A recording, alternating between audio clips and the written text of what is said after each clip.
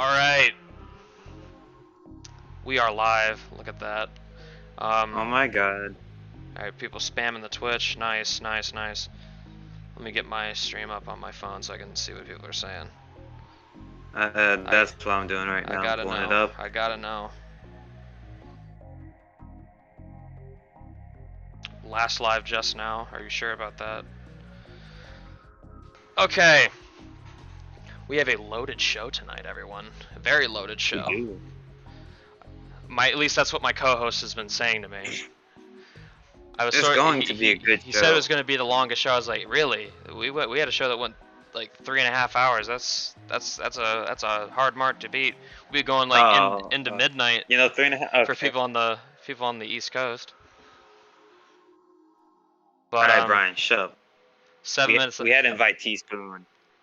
We had a lot of logistical stuff that we fell behind on, and by me I meant a lot of it was Braden, but I'll take blame for it too.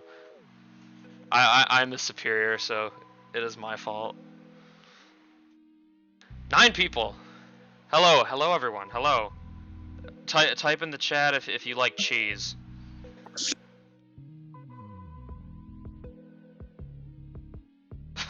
Fucking Austin's, man. Cheese is life. Cheese. Cheese. Alright, cool. People are listening. Alright. Year 2, the regular season. It's over. What did you learn from this regular season, my great co-host? Oh, he's just not here? Oh, it's just me. No, okay, not that. Nope. Oh. Sorry, I was double checking the audio, making sure everything was working. But you died. I was like, all I can learn about already off the rails. This is great. Year two, all I can say is chaos. That goes for making the playoffs and the race for the #1 overall pick. And you'll see what I'm talking about once we go more in depth with those. But yeah, this season was chaotic, a lot of parity, a lot of surprises. But yeah, what about you? How do you feel about the season? The Bengals really did it. That's the first thing I want to say. They finally shook off the 8-9 life and they embraced the 12-5 life. And it's different. It's different to see them, and they're the 1 seed too. Look at that, ahead of the Bills. The Jets, as everyone expected, they took that next step. They're a playoff team. They're probably gonna win it all. Wait, hold up. To respond to Polk, off script already. Do you really think we have a script? We don't have a script. We don't have a script. No. We never. We're not that professional. We just have like a couple big points that we want to hit when we start the show, and then we might or might not do that. Yeah, we just go off the rails, but you gotta learn to accept it. You have to accept back to season thoughts. I think I nailed the Cardinals. I had them being pretty good, and even despite losing Saquon, that's what I was gonna say. Saquon, no O-line.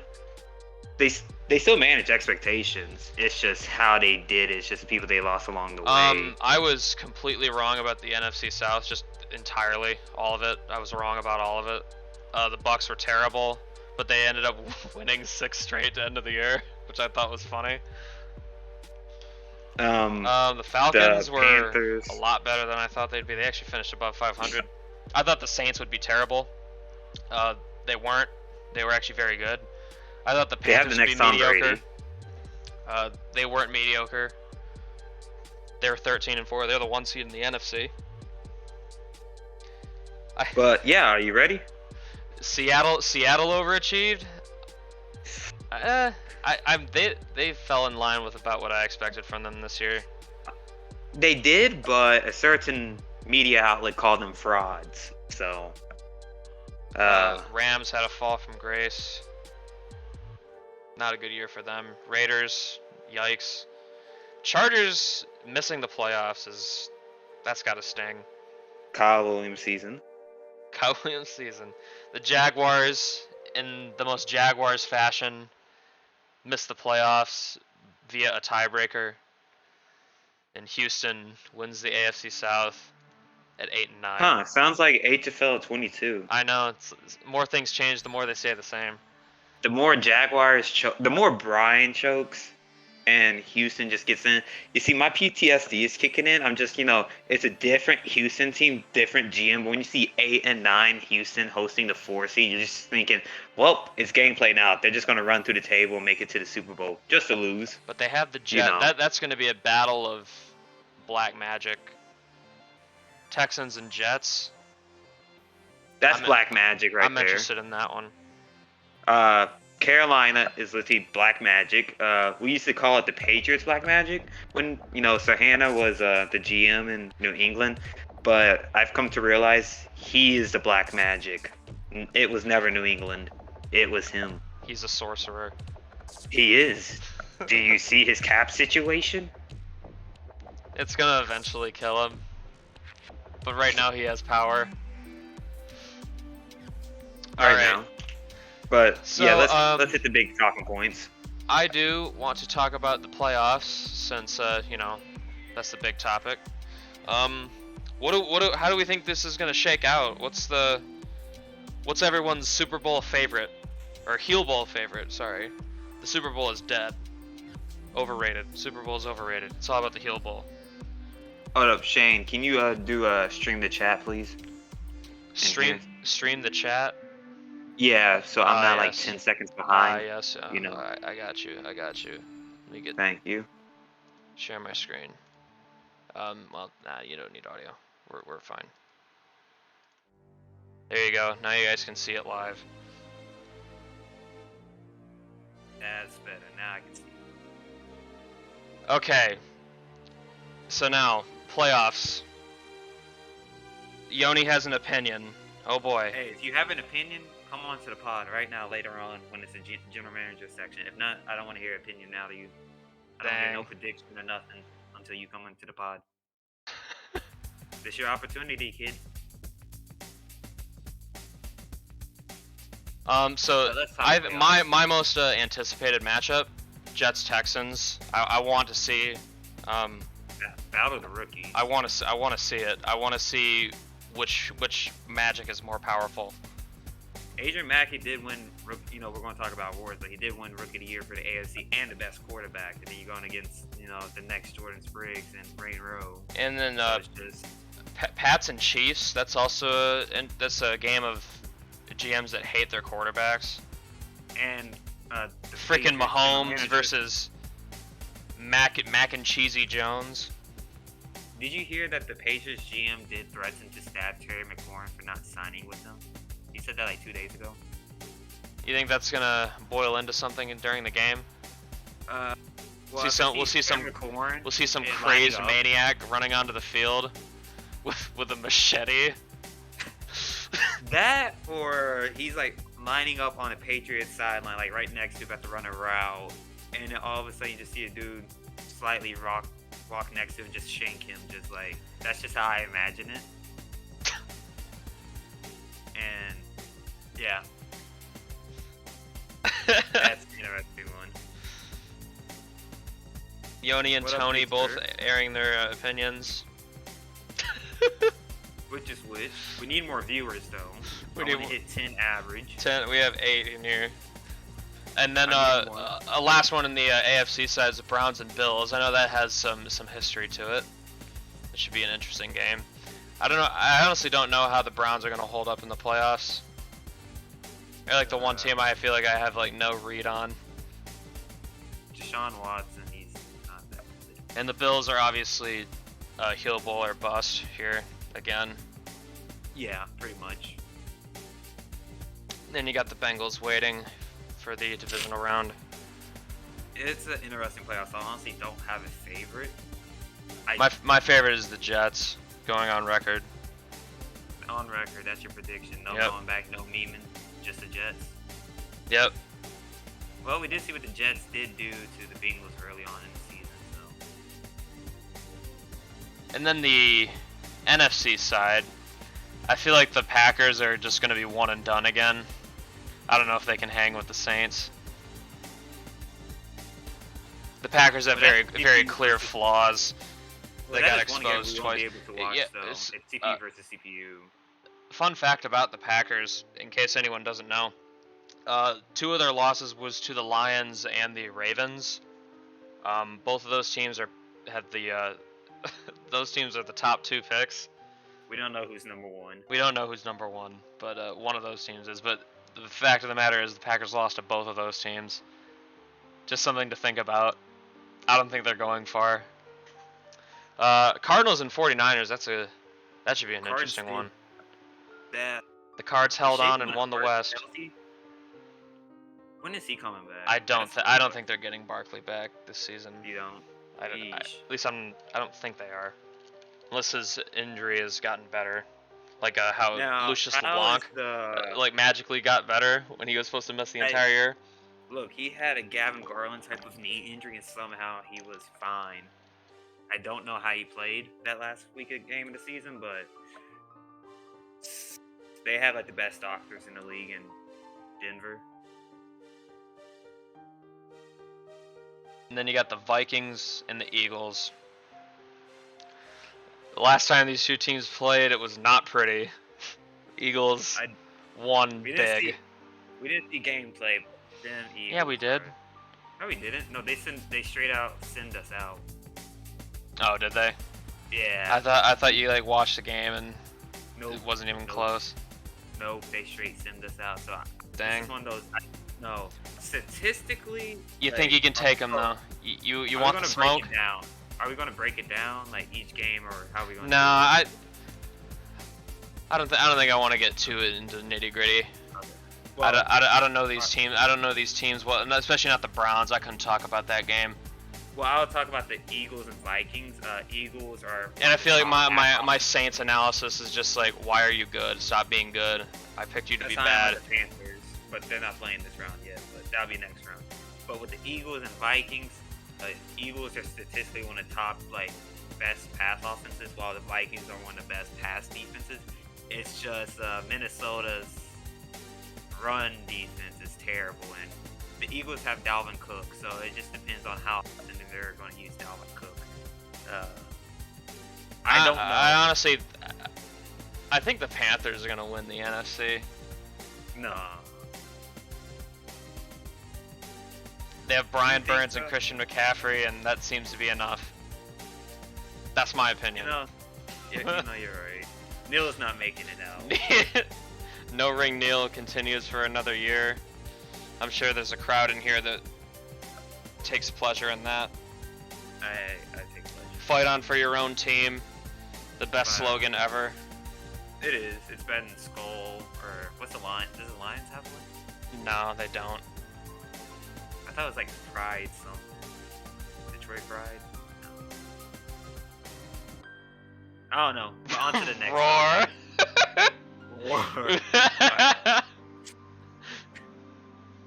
No, all you guys just do is just buy kneecaps. That's it.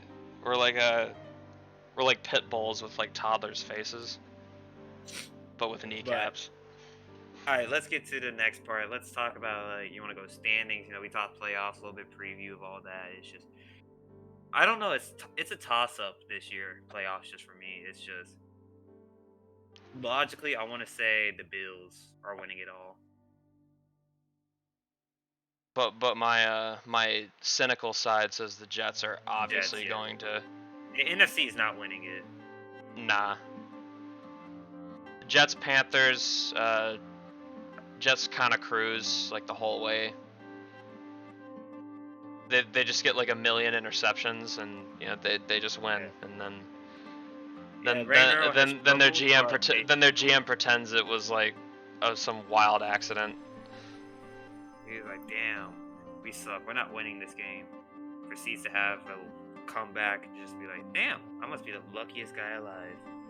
You must be, motherfucker. It'd be like that. They really do. Hey, what did I tell you about having an opinion?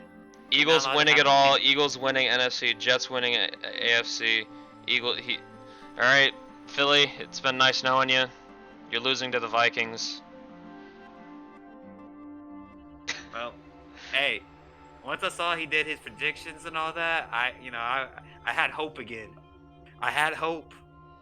I'm gonna need that Yoni curse to hit the Eagles so hard that it ain't even funny. Hit the Eagles so hard it kills their whole family.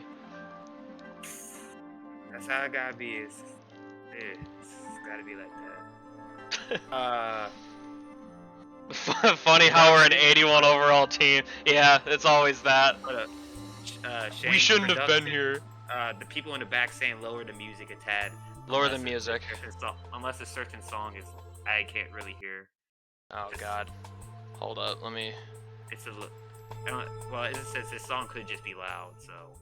Alright, we'll lower it down to 2%. I already have it pretty quiet, but I will try. It could just be this song, but yeah, I was getting production in my ear, There we go. Yelling. I mean, lower the music. It was all caps. Yoni. Oh, God. Campbell lost to Jackson State today. Oh. don't poke the bear, Yoni. Just quit while you're ahead. Well, I wouldn't say he's ahead, but well, it was nice. It made them lose their voice. That's a first. I haven't heard that before. Let's see. I don't think I want to talk about this anymore. The playoffs, it'll be more interesting when we have the games done. Yeah, I can talk about we can talk about the harvest the salt. How about them Ravens? Who they're actually happy. Who Lamar's on a trade block. Who expected them to just pick. go through? Who expected them to bottom out this season? Not me. I didn't think they'd be that bad, but I thought they'd just be their typical 8 to 9 win selves.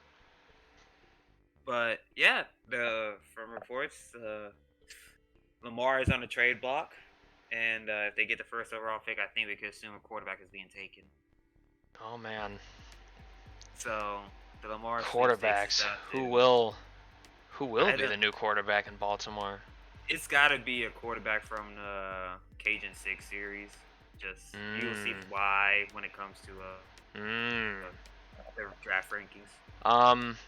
I do want to talk about the Steelers for a second. Their GM quit today. Their GM, after coming in here, do we have the specific, like, what he said? Does anyone have a direct quote? Yes. Let me go find that, but it was not pretty. It was profanity lace, profane. So executives in the league went. It goes.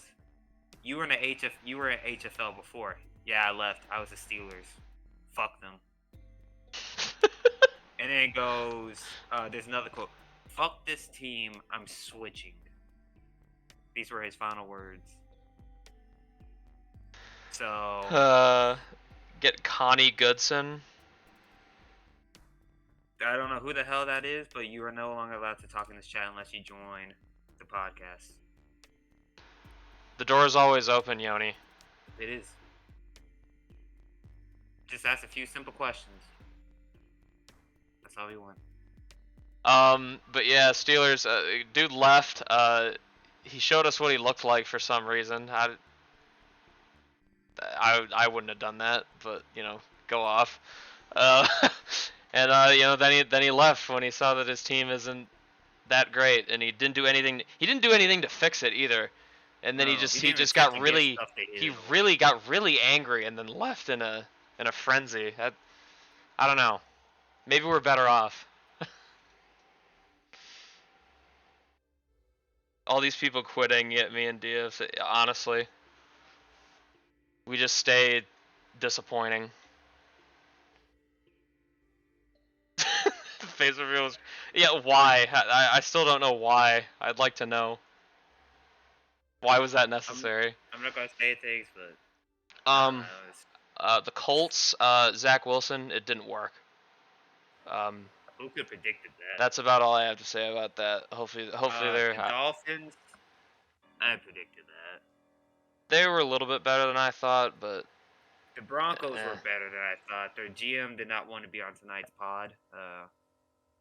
Is Brian in here? Can we talk about his Jags? Can I rub it in? But he just doesn't want to be on a pod until they make the playoffs. which he means never. Wow. Raiders, Because they're he bad. doesn't- Unfortunate. Chargers, That's a situation. it gives them the excuse to get rid of Justin Herbert. And to be honest, I kind of don't like that. I wanted more drama for that. Now to the NFC side, there's really nothing much to talk. Rams, pretty meh. Seahawks, first year of them trying to build up. But good season, good first season with the young foundation. Giants struggled. They struggled. In areas. They got shut out back-to-back weeks. It was not pretty for them. It was not. Washington was mediocre. There's not really much more to say about it. They won some games. They lost some games. Cowboys, they look good. They look good for during the halfway point, and then it just kind of it went south for them. I mean, look at the streaks they had though. 5 straight wins, then 5 straight losses, then 3 straight wins, and they lost their last 2. That's crazy. That's crazy to look at. The Buccaneers, I don't know what the hell happened to this team. We're going to talk about we already talked about the Ravens, but damn, this team had the #1 pick locked up for a while. And they just... They won 6 straight at the end of the year. I don't know, you think about it, they won a Super Bowl last year. Hey, you get the first overall pick. Tom Brady, hey, look, man, you got to retire. What are you, like 47, 48 now in this universe? I think he's 46. Get their franchise quarterback. That's what I'm saying. He's old as dirt. You get your franchise quarterback, you run it back next year. But now, I don't know. What is Player Predictor says they're picking 11th. I'm not sure if I know that this isn't like super accurate though. This list is not final, so take that with a grain of salt. They're picking around 10 to like 8 to 12 area somewhere. Falcons overachieved. I mean, it looked like it was pretty bleak in the beginning, and then they started winning a lot. Yeah, they actually had a chance to make the playoffs in the last week of the season, so... Yeah, if they won, they would have been in. Crazy to think about. But, yeah, the GM was expecting the top pick. They were expecting, we're going to finally get our quarterback. And then, yeah, they didn't. Well, hold up. The Bears went on a 3-game win streak. Damn, Chiefs, Raiders. 5-game, actually. They won 5 straight games. Oof. And then dropped their last 6. The streaks, the winning and losing streaks are kind of crazy here now that I look at it. And then they just bottomed out. 6 and 11. That's about what I expected. And then this team. I don't know what happened here. It was all a fever dream to me. Asleep at the wheel. Those first 2 weeks. Statistically, we're gonna. I don't know. I don't know what happened here. Because we're gonna go over rookies. But man, that was just crazy. 3-14. Started off 2-0. There was so much hope. But we don't know who has the first pick. Only Madden can tell us. Yeah, we'll just show up one day and be like, all right. I opened this some days and Ravens are in the first spot, and I opened it today and now it's the Lions. Who knows? Who knows anymore? But yeah, that's just. I made my goal 4 wins and we didn't even hit that. Now that's gonna be a conversation after we talk about awards and stuff that I want to bring up records. It's bad. It's bad. So if Twitch would, let me just pull up the video, for awards, unless you got that already. I do have awards. All right, good, perfect. You are my guy. Okay, so we're gonna look at MVP here. Josh Allen wins that. I know our Bills GM is happy about that. Mark Trestman wins Coach of the Year. He lost it last week of the season. He was. I love it. Till week 18. Stephon Diggs, Defensive Player of the Year. Defensive Player of the Year. Robert Woods had himself a hell of a year. That was Von Miller. Von Miller. And I heard that they want to trade Von Miller, and he's still producing. So it's one of those. Adrian Mackey. wins Offensive Rookie there. Jake Love, his receiver, 1 and 2. Look at Houston, A man. tight end at 4. That's inspirational stuff right there. Landon Matthews, a lineman, right? I think so. I believe so. Yeah, he Hoku actually did. winning Defensive Rookie there. I Hey, know. I told you. I I know. I told all of know. Our you. commissioner is I happy told about all of that. you. Hey, Matt Cantrell, I love it. But I Look at told you look about at Adrian Hoku. Mackey winning Best QB just straight up in his first year. I told you about Hoku. Nick Chubb getting Best Running Back. Not a surprise. Stephon Diggs, Best wide receiver. Jake Love had a hell of a year. Kevin Underwood, the rookie. The Bungles, or are they have they shed the Bungles label? Von Not Miller. until they win it. Khalil Mack gets Best Linebacker. Pat Surtain. The Broncos had 5 secondary people. That's crazy. But Brandon yeah. McManus wins Best Kicker. Then over to the NFC side, Christian McCaffrey, Offensive Player of the Year. Well deserved. 26 touchdowns. Whew. You can't. Brian Burns. It's literally 2 people carrying that team. Michael Diggs wins Offensive Rookie of the Year. There's a lot of cases. Chris Latimer. Clint Turner and Derek Ridgway.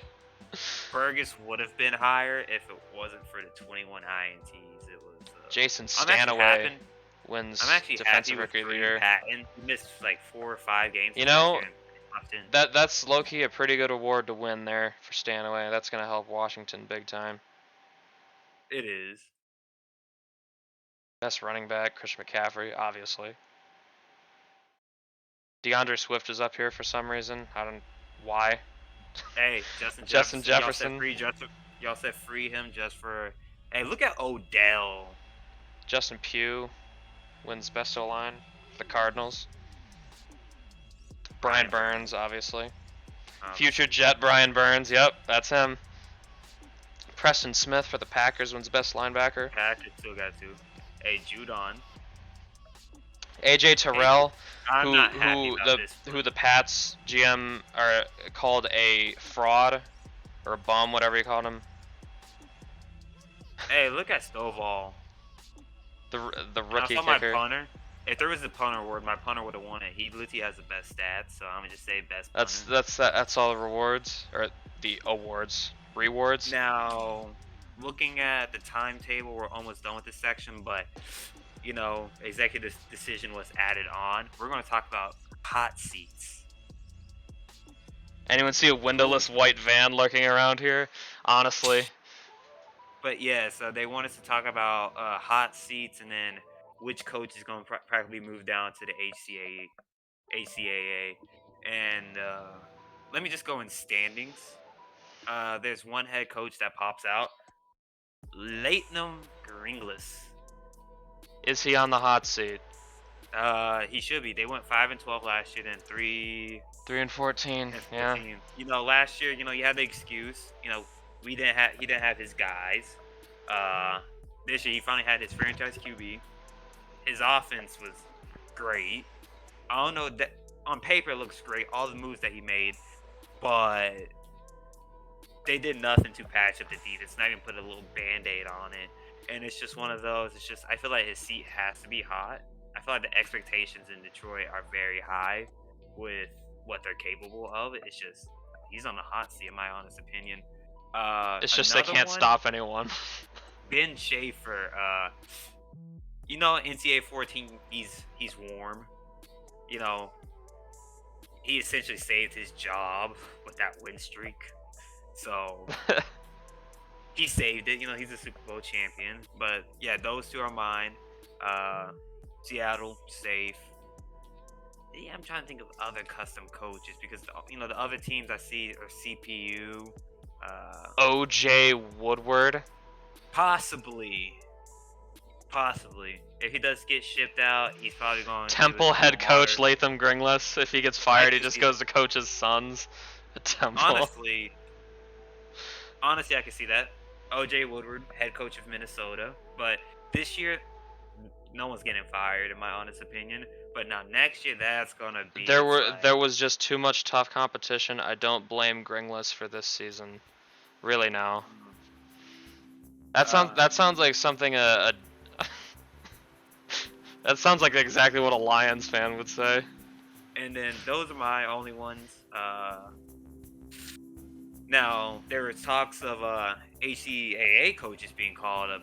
The name of Braxton Austin, but I just see him as a Hawaii lifer, just kind of like a Nick Saban mode. But the one coach I could see, Stray Bly out of UNC, it's just the boosters there, they want to get rid of him, and I see him as the Cliff Kingsbury type of like future. Somehow he just miraculously gets a head coach. Gets a job, stays there for too long, and gets unceremoniously fired one year. Yeah, no, I see him going to the HFL. If you look at his players that just got drafted this past year, Nick Saban to the Dolphins. Nick Saban to the Dolphins. But yeah, I can see Dre Bly. That's one of those. It's like one of those two. He's either gonna get fired at UNC, or I see a mutual part. Like both parties want to be on good terms. But yeah, I see Dre Bly. I know you're not a big fan of him. Neither am I. But for some reason, I just see him getting a job in this league. I can't explain it. It's just a feeling I have. As far as I don't know, would we consider the Chargers to be a job that could be seeing a new head honcho? If we're talking like non-user teams, I would say the Raiders. 7-10 last year. Yeah, it's been 6-11. pretty disappointing for them. I could see Chargers were 10-7 last year. They made it, but they just, they were not in an 8. Chargers with the talent they got, they did only have -1 in win, so they went down 1. They had an extra loss this past year. I see fringe. Miami. Miami could be fired. Are they gonna fire Urban Meyer? That would never happen. He should, but that'll never happen. Giants, I could see. It's just one of those I could see. But it's fringe, a lot of seats are starting to get warm right now, and it's just Seattle. They're good. Nah, Parsons fine there. No, that's what I'm saying. He's fine. Like, we're looking at records, he's fine. Ben Schaefer, his seat's getting warm. Eklund, he saved his job. Now he's just gotta get himself a QB. Caleb Tidmore, saved his job. Well, I wouldn't say saved his job. This was the goal. But, speaking of head coaches, that man really let himself go. Yeah, have y'all seen Caleb Tidmore on the sidelines? He lost his hair, and then he has I'm not going to body shame, but I am gonna body shame. He got fat. I wonder how it happened though. Like, what was it that got to him? What was he like? I can't stop eating it. Does he seem like a Does he seem like a Twinkie kind of guy, or thick boy, fat? He's still fat the and same slow. on the sideline. I saw he was chewing out Jimmy Burgess in his defense. Oh, so he's just fat got and the same slow. passion, but he's not the same man. He's not the same man he used to I'm be. dead. Hall of Famer, I'm but dead. Fat and slow. The Minnesota, I feel like his later years got to him in his career. What's the famous foods in Minnesota? I have no idea. I've been to Minnesota once in my entire life, and I didn't stay there for very long. I got the hell out of there. I don't know, but yeah, those are the only jobs I would say. But yeah, let's move on to the next portion of the show, and that will be, I had added it, potential free agents and team re-signings. We're gonna go in depth. I have this. All right, you do. They do listen. We got Joe Burrow, the Bengals Looking for an extension. This could be their He wants that bag. Eesh, that cap. Ooh. Oh. Eric Eric Kendricks. Hendricks, Daniil Hunter. The Minnesota Vikings. The former Minnesota Vikings, as I would like to say. Awuzie, Townsend, Boyd, DJ Boyd. Reader. Eesh, Lot this of might have to be lot of big Boomer. pieces want money. This has to be their year. Alright, let's see. I think you can skip, make it quicker. We're just gonna do. Alright, Bills next, alright. Let's see what they got. I haven't looked too closely at these, so I'm basically going in this blind. I see Micah Hyde, Tremaine 2 Edmonds, Gabe Davis, Ed Ed Oliver, They Tyler had Bass. 31 million though, so Yeah, I might have to make some only one or decisions two here. people staying. Only 1 and 2. So we can see Tremaine Edmonds. I see Micah Hyde. That's my potential. I see him on.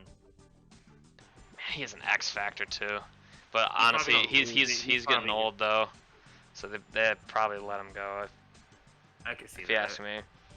Tremaine Edmonds, Alright. he'd that's a guy I'd want to invest in. Me personally, if I was running the Yeah. Bills.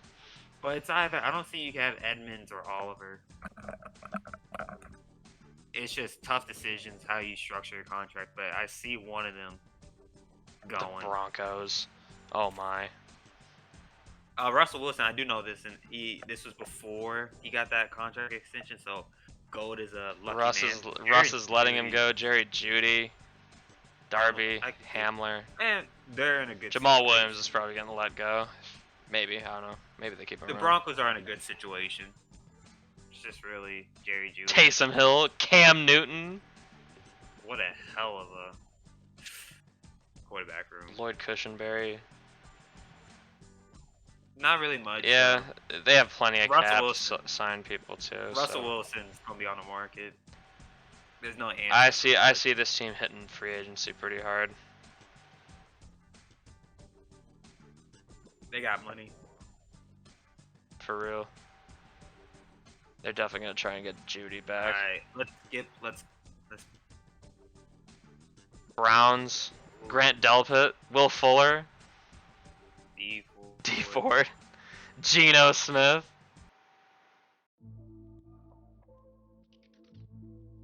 A lot of Let's see. I think we missed like the first person. yeah.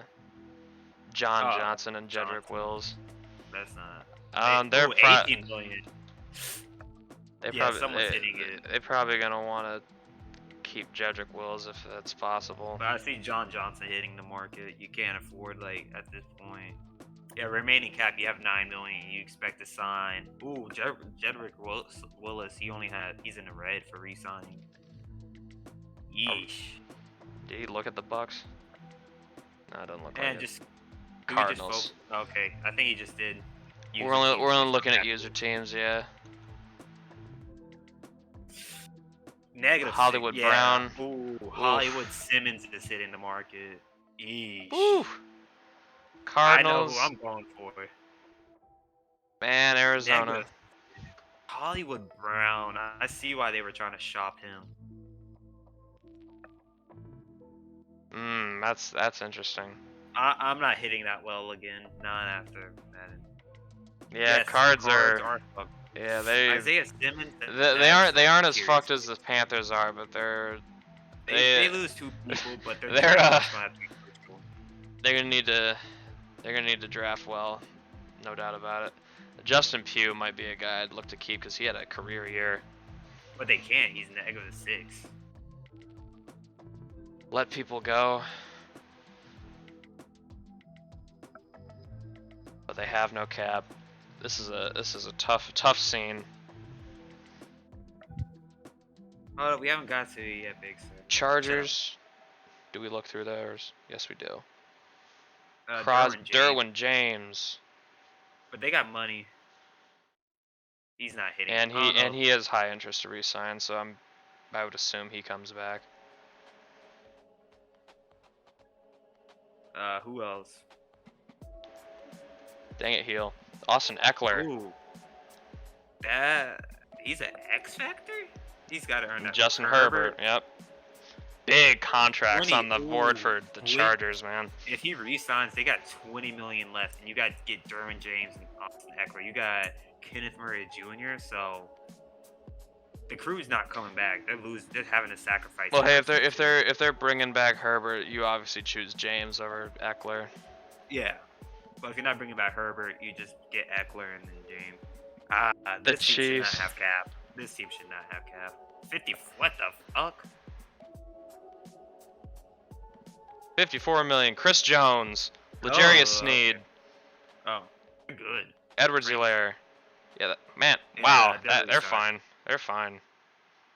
Damn it. They get to keep Chris Jones. Yep, Yoni just said Chargers are winning the West next year. Well, and he says they have Herbert and Eckler. Well, those two aren't being re-signed now.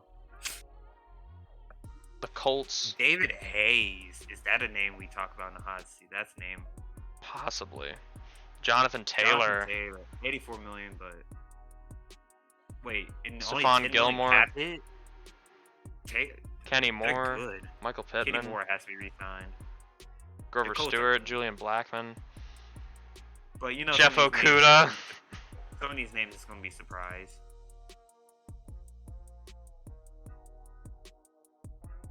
Not a lot of interest though. That's tough. That's scary. Washington. Do we get theirs? Doesn't look Garrett like is in the chat. it. We get the Philly. Darius Slay, Slay. Fletcher Cox, James Bradbury, I see these names. Jalen Hurts. Ooh.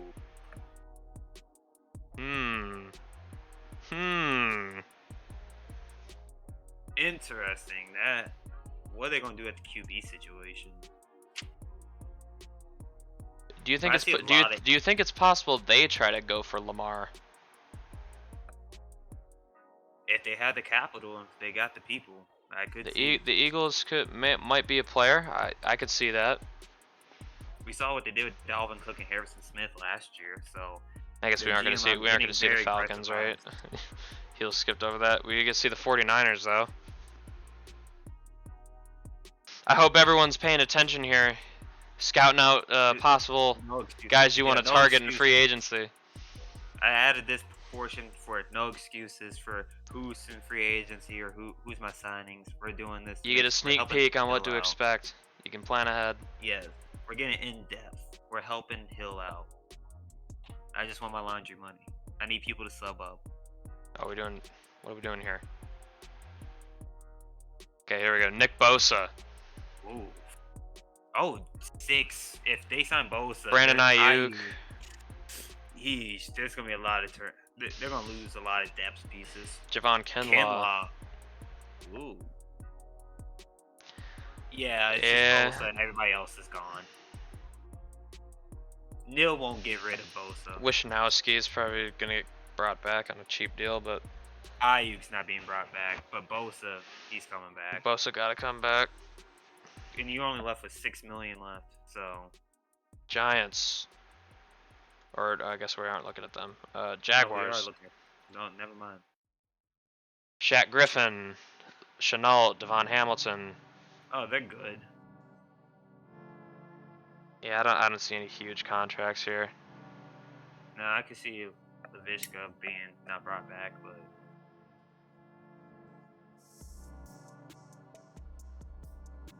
Offseason looks like it'll be pretty easy for the Jaguars in terms of re-signing people. I'm sure they're happy about that.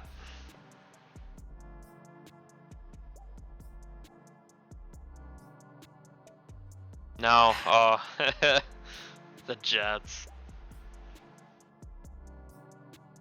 Alright. Quinnen Williams. He's up. they have This team has 109 so much. Carl Lawson, Bryce Hall, Corey Davis, Mekhi Oh, Becton. they're about to get more. Ashton depth in free Davis. agency. They have enough money to bring everything back. One day that Eric Ebron contract will bite them in the ass. One day. One day. One day. Lions. Ooh. TJ Hawkinson, DeAndre Swift, Jonah Jackson, Charles Harris. Hawkinson's got Stovall. got to be brought back, right? Yeah, for sure. Cephas.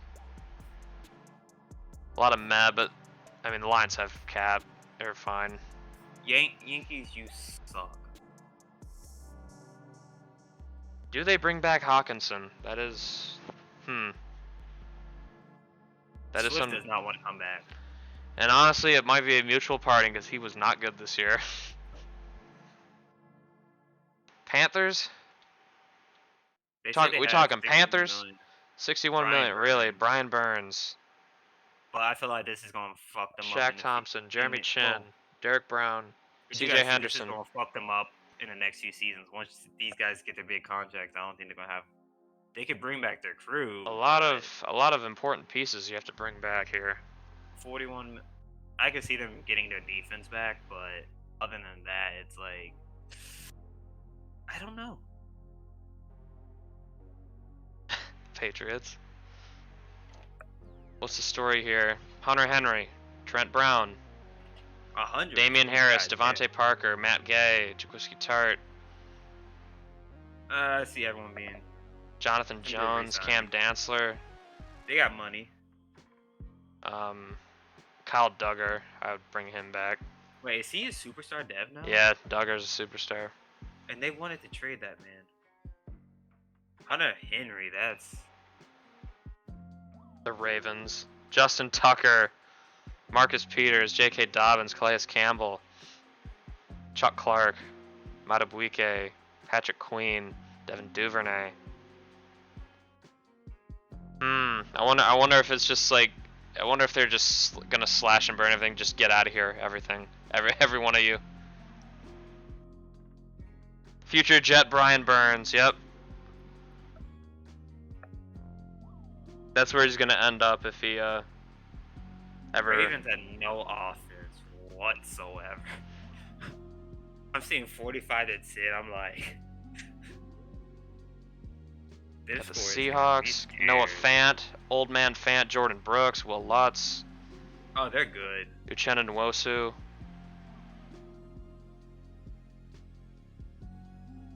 Yeah, they're fine. They won't have any problems.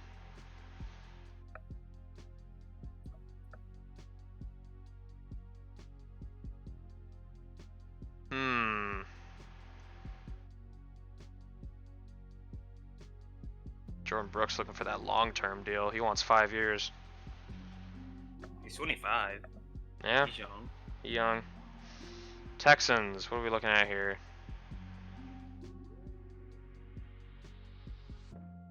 '89. Julio Jones, Nick Needham, they're good. Kirksey. Bunch of meh on the table here. It doesn't even matter. Whatever. They're probably going to be very active in free agency. If I had to guess. Do we see the Titans? Do we? No. We see the Vikings though. Oh. Didn't miss anyone. I saw Justin Jefferson. Deion Jones, Justin Jefferson, Odell. Well, this team has a shitload of money, so it doesn't matter. T. Higgins, Tyler Conklin, George Fant, Jason Sanders, Joe Holden is the only. Ezra confirmed one. Cleveland, DJ Wanham. DJ did get his star dev this year. He's actually been a good surprise. Odell T. Jefferson's got to come back. Deion, I gotta see playoff.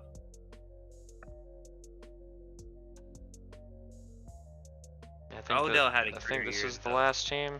I'm assuming. It is. Deion, you don't want to. Justin Jefferson wants to come back, but you know. But yeah, those are all the re-signings. So take notes. We're not going over this again. Now, Gave you guys a compilation of all that right there. Now, HCAA time with me. Am I just gonna pull up your board? Yeah, screenshots. Yep. Okay. Well, I Watch got. it, bro. So, these are the names here. So Shane, I'm gonna tell you. So Elijah Stokes. Let me pull up his awards he got. Let me see. Let me grab out the pieces of paper. He is running back out of Alabama, 5'10", 207 pounds. He was this past year's Maxwell, Walker, Walter Camp, and Heisman winner. So Shane, can you pull up his highlight one highlight video that was clipped of him? You want that? You want the highlight? Let's find it. It's this one right here. Yep, it's this one right here. Ah, We're gonna yes, see the there we whole clip. go. We're gonna see his touchdown run here. In game. the Natty against Hawaii. Oh yeah, he's also a national champion too. Don't forget that, undefeated. Generational talent. That was Damn, that was laggy as hell. wasn't lucky for me. Well, okay, on my screen, but on Twitch it was good. But yeah, look But at that yeah. man on the sideline. He's a generational running back. I'm not gonna say he should be picked number 1 overall, but he's the best prospect in my eyes. He's great, and you know, Do Did the we get a Lions Kelvin do the Phillips? Lions draft a running back at number 2? We'll see. do they? I don't know. That's Are very ballsy. are they a running back away? That's very ballsy. Now we got the Brandon Samuel, the best, in my eyes, the best wide receiver in the country out of UNC. He is a senior, 6 foot, 217 pounds. He is a possession wide receiver. I think if this man had a better college quarterback, he probably would have gone down as one of the greats. But this man has everything. He one of the best route running I've ever seen.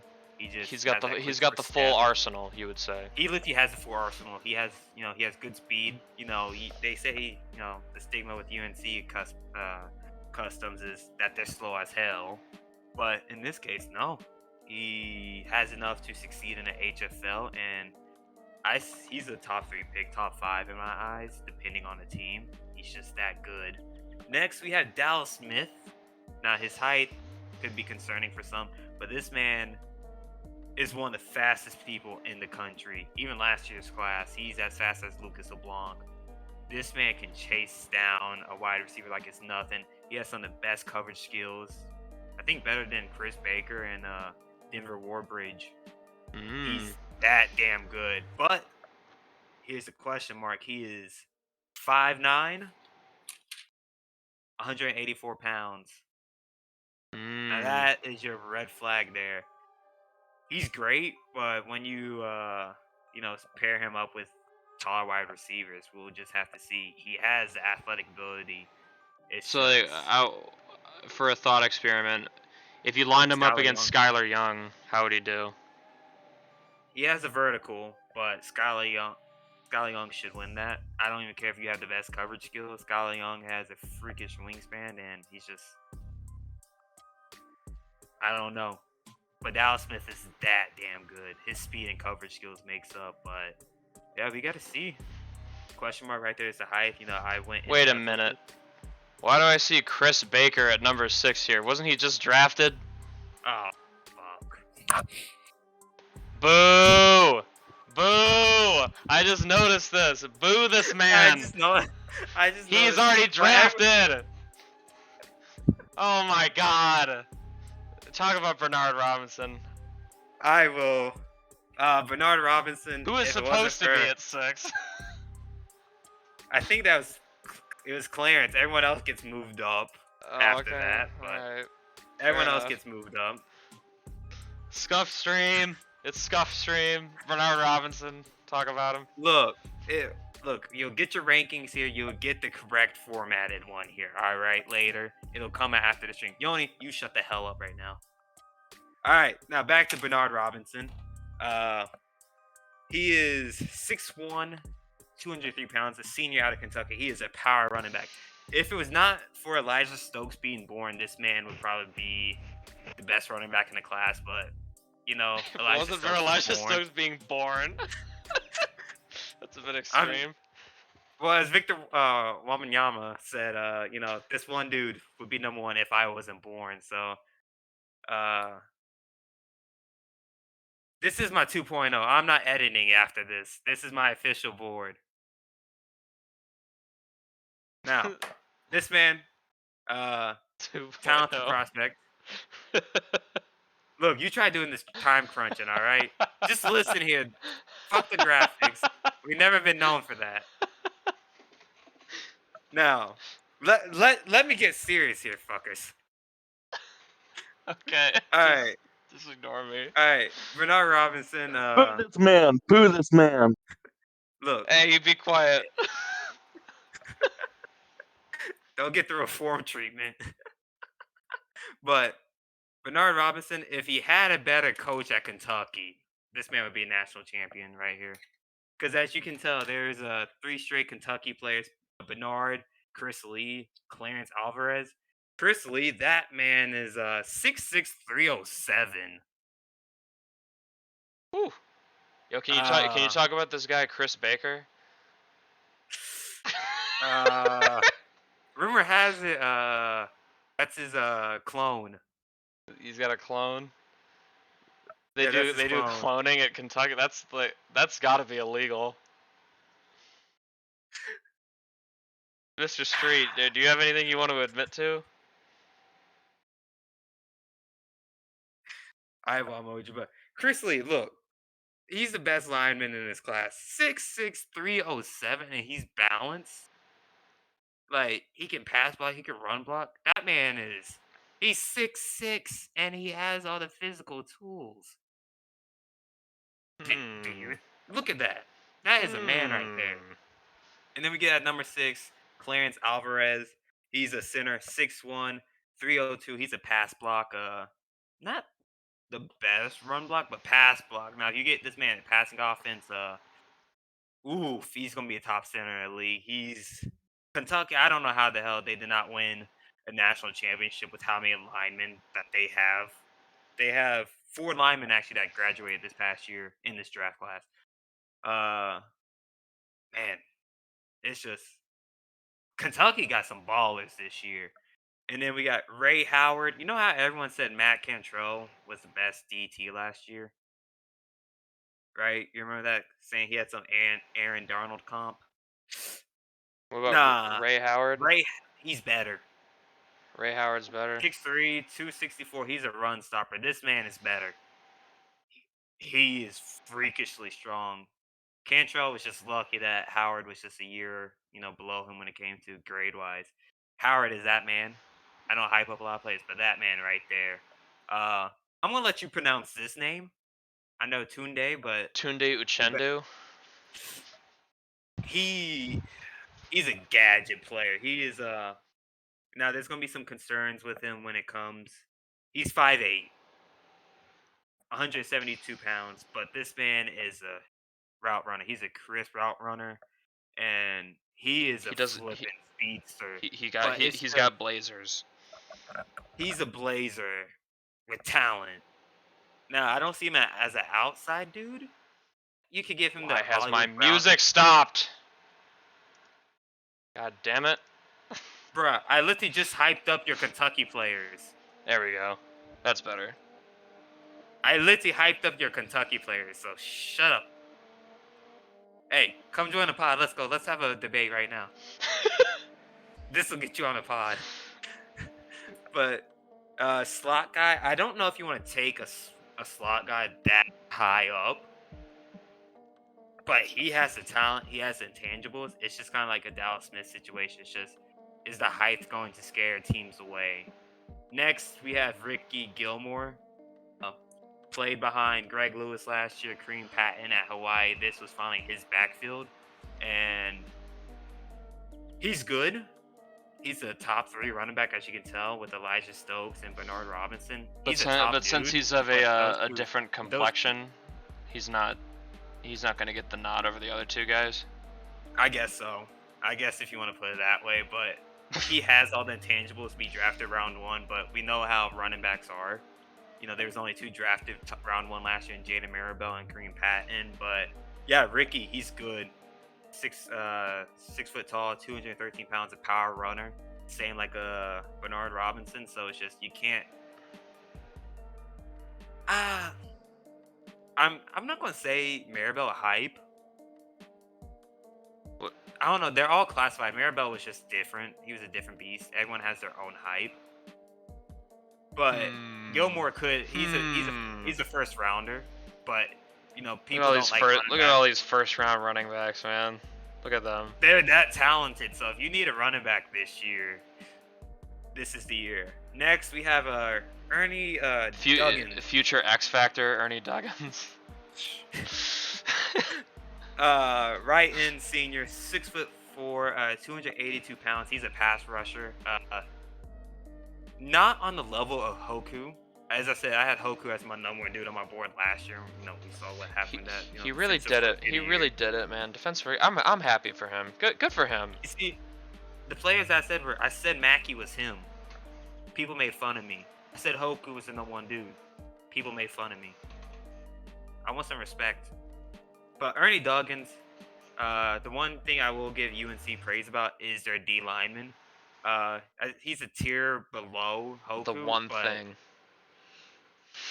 He's good, but he's the best D lineman in this class besides Ray Howard. But yeah. Next we got Tom Newton. Another. You're gonna get tired of me talking about Kentucky O lineman, but yeah, this man is O line was stacked. Third one. 6'4", 328 pounds. He is a run block left tackle. In today's offense, you want pass block left tackle. So I can see this man being converted to right tackle. But this man, Kentucky, man, they had, I don't know, you had Bernard Robinson, this O-line, the best O-line in the country, and you don't win a national title? What the fuck? That's all I gotta say is what the fuck, man? Ain't no way. How's their head coach not been fired yet? I do not know. But man, I'm just seeing this now, just going back, I'm just sad. Next, we have free safety Kenny Hudson. In my eyes, the best safety in this class. 5'11", 184 pounds. He's a coverage guy, out of UNC. How did Kentucky never win? Because they didn't have Zorvos. Still, with that O-line. You could throw Shane's ass in there and he would produce. But that's the coach's fault. He wasted Kyle. Man, you're not going to give me on a Kentucky rant today. Not the time for this. That's for another day. But Kenny Hudson, the best safety in this class. Great coverage, dude. I see him getting a lot of INTs in his future. Y'all guys can put down freezing code takes, if this doesn't live up. But I do see this man getting some INTs in the future. Next, we have junior redshirt Ben Davis. Essentially a senior, 6 foot, 187 pounds. He's a possession guy. The reason why I had him above here over the Hawaii wide receivers is, we don't know what Hawaii is like when it comes to producing wide receivers. This is our first class with wide receivers, and we saw what Kentucky wide receivers this past year. Michael Diggs, Chris Lattimore. So I could see Ben Davis possibly having that. Talent coming in. He has the height.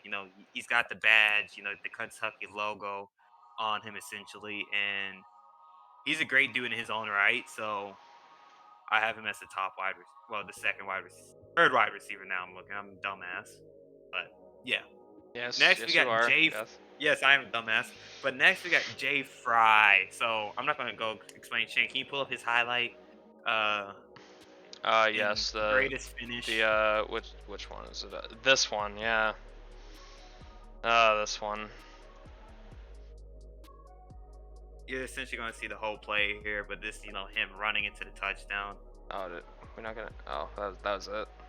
Dang, whoever took the. It's midway. Whoever took this clip. The replay. No, it's going to show the replay right about there. It should show. This clip sucks. Okay, here it is, right there, boom. And then it ends. Look, I didn't clip this. You try searching. No one clips HCAA clips.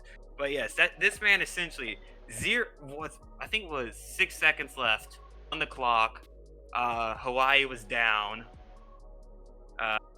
16-20, and they did a wide receiver screen to this man, and he took it to the house in a walk-off touchdown to give Hawaii their first ever Pac-12 championship, which essentially led them to the Rose Bowl where they beat NC State. Hill was very appreciative of that because he hates NC State. But yeah, that man, he's produced I think back-to-back 1,000-yard seasons in Hawaii. He's got the touchdowns. He's going to be a great wide receiver in this league. He's 6'1", 207. He has a body type. He's a balanced wide receiver, so he's going to give you the full package. Next, we got Terrence Palmer. Where does Hawaii find all these D tackles, man? Well, this past year they actually converted him to left end, but he's kind of like the Hoku situation where UNC had him playing out of position, air quotes. He's actually a D tackle at heart. Once Terrence Palmer gets moved there, he's gonna be great. And yeah, essentially, he's 6'4", 306 pounds. This is where the height and weight finally comes in for a Hawaii D tackle. So once you think Hawaii D tackle, you see Cantrell is 256. Don't care. Howard is John like McKenzie's 260. taller. He is, and heavier. But yeah, Terrence Palmer, he's a run stopper. So once you convert him to D tackle, he's going to essentially have a great career. Now let's get to the second slide. There better not be any fuck ups on here, man. Ah, yes. Finally, no fuck ups here. Let me see. No, we good. Sean Atkinson, the second best Hawaii wide receiver. Future Jet Sean Atkinson. You don't you dare speak that into existence. I can't live in a universe like that. But this man, highly talented, 6'1", 222 pounds. He's a possession guy. We had the highlights here for him. We actually have two highlights. It came from the Florida game, so Shane wants to relive Marcus Armstrong getting another L to Jimmy Burgess. You know. So let's pull that up. He'll send me something too. Let's is it this one? Yeah. John Atkinson, yeah. Yeah, he's got 2 catches. Look at the route running. Running in a straight line. Yep. No one can do it like him. No one can And do then, it. Hey, you gotta beat your defender. But now this, hell of a catch. Dude, just pause that. This one.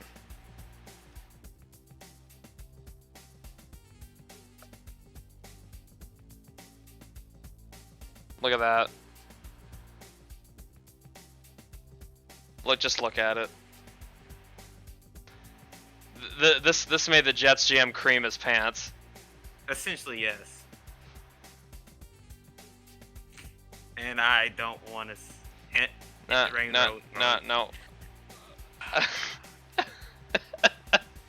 The J Fry. The image. But anyways. Sean Atkinson, anything else you want to add? He's a Jet. I can't. I gotta accept it at this point. He's a Jet. Now I'm sad thinking about it. But yeah, that man, he's good.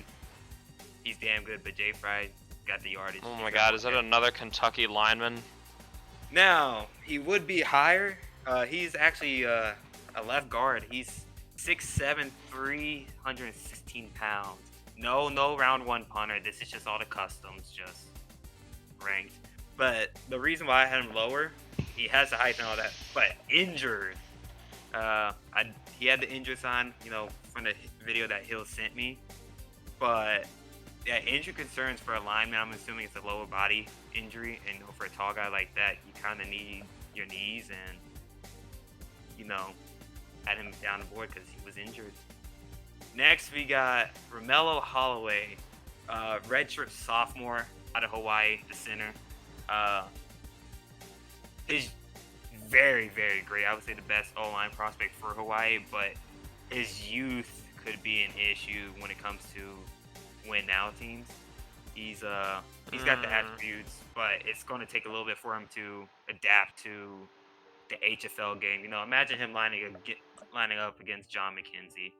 He's got to learn how to deal with that size and weight of heavier DTs, but I'm a huge fan of Romello. Now, Al Mason, this is a man who shot up my board. Once you just do a deep dive into him, he's good. This man can tackle. This man can cover. He's a senior out of BYU. He's 5'11", 181 pounds. the cornerbacks in this class, they're on the shorter side. But he's one of the best tacklers in this class. And you got a guy from the Mountain West up here, top 20 when it comes to HCAA prospects. But I like Al Mason. I don't know how high he's going to be, but he's definitely talented. He's a project guy. I see him as a career slot guy to begin. Maybe he gets his weight up outside cornerback, but BYU senior means he's like 26. essentially, yeah. Old as hell. Essentially. He's like Next, we got, Brandon Whedon. Next, we got Ty Davis out of UNC, right tackle, 6'3", 308 pounds, balanced tackle. He's essentially like one of the best linemen that's left on the board when it comes to prospects in this universe. So nothing really much to talk about. Quality. I see him as a backup learning for the first few years. He needs to get a mentor, But round 4 guy, maybe 4 or 5. I could see that. Now, Irvin Sellers is another guy like Al Mason. They jumped up on my board. One would think that guy, but Irvin, you look at it, that man literally had a star sign right next to his name when it came to the video that Hill showed me.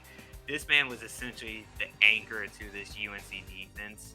And yeah, I'm just a huge fan of him. 6'1", 252 pounds. He's a pass rusher. I could see him as an outside linebacker. I could see him with the pass rush and all that. Just throw him in those certain packages. Now, if you see him on the field, they're going to rush you. But other than that, it's kind of a dead giveaway. But you got to develop his game. He's kind of like essentially Sam Williams out of Ole Miss in the past IRO NFL draft that we just had. But I like it. Now, Nicky James, what did I tell you about Skylar Young last year, Shane? You can't teach that. You can't teach height. This man is 6'5", 230 pounds. There's something in the water when it comes to UNC. And yeah, he just shoots up on my board. That man's a big They target. got like mutagen or something, I swear. Kentucky's cloning guys and UNC's. Look at Caleb Tidmore. Hold on, conspiracy. Once you're off the juice, air quotes, it just all goes downhill. I know that's my head coach and all, but But yeah, Mickey James touted out of I think in Ohio. No, it's not LeBron James. I know what you're thinking, but yeah, he's getting that Skylar Young treatment from me. Man's huge target. Now, if Gold was here, he would be hating this, but Deontay Wilkins, his quarterback out of Tennessee, there's just something about coaches just hating their quarterbacks. It kind of reminds me of Derek Ridgway. There's just a certain person that just hated his guts when it came to his college career. But And Kyle Williams and UNC does not like their coaches. Does not like their quarterbacks. Kentucky hates their quarterback. Tennessee does not like Wilkins. But yeah, we actually have a highlight video. We have him running a read option. He's a big body dude, 6'4", 240. Essentially Cam Newton. Perfect Baltimore replacement. We had 2 highlight videos. Yeah, I only got one for him, so. Okay, just one. This is just gonna show him the read him running the read option. I swear I sent him. No, okay, it was a second video. Yeah, I sent you. It was a second link that I sent you in DMs. It's where he threw a touchdown on this next pass, but this is what you're getting out, and he can run the read option. As I say, he's literally a big body quarterback, and out of the customs, he's the best one. I think he throws a touchdown here on this play. If the clip is long enough, it's probably not. I think that's why people clipped it twice. Yeah. I could cut it off right before the play. Oh my god. So yeah, I don't know who clips this stuff, but we need. Look, this next Gold clip this. What the hell is this? Why could you not clip a 60? God damn it. You said you have it for me? That week 1, the second one. This one? Scroll up. No, not that one. Scroll this up. One. This one. Yes, this was a touchdown play. But one thing with Hill, we're going to get better quality. Here's a touchdown. Wide open man. He just put it where he could catch it. But yeah, that just shows what you're getting out of Deontay Wilkins. And yes, this is all the highlights that we have for the rest of the This was back before Gold became jaded and said he wouldn't recruit people anymore. Now, hold up before I get back to like the next. Why the hell is there more Middle Tennessee highlights than Kentucky highlights? Can someone explain that to me? Kentucky does a terrible job of marketing their players and promoting them. Brutal. It is brutal. I don't understand it. Next, we have Ben Kirian, a punter. I know Polk's gonna love this. No one's gonna answer that, huh? Chat's just gonna be quiet for that. Yeah, exactly. I'm speaking truth there. There's more Middle Tennessee highlights than. Yeah, Deontay Wilkins literally ate Hendon Hooker. He ate him. He ate him and became him.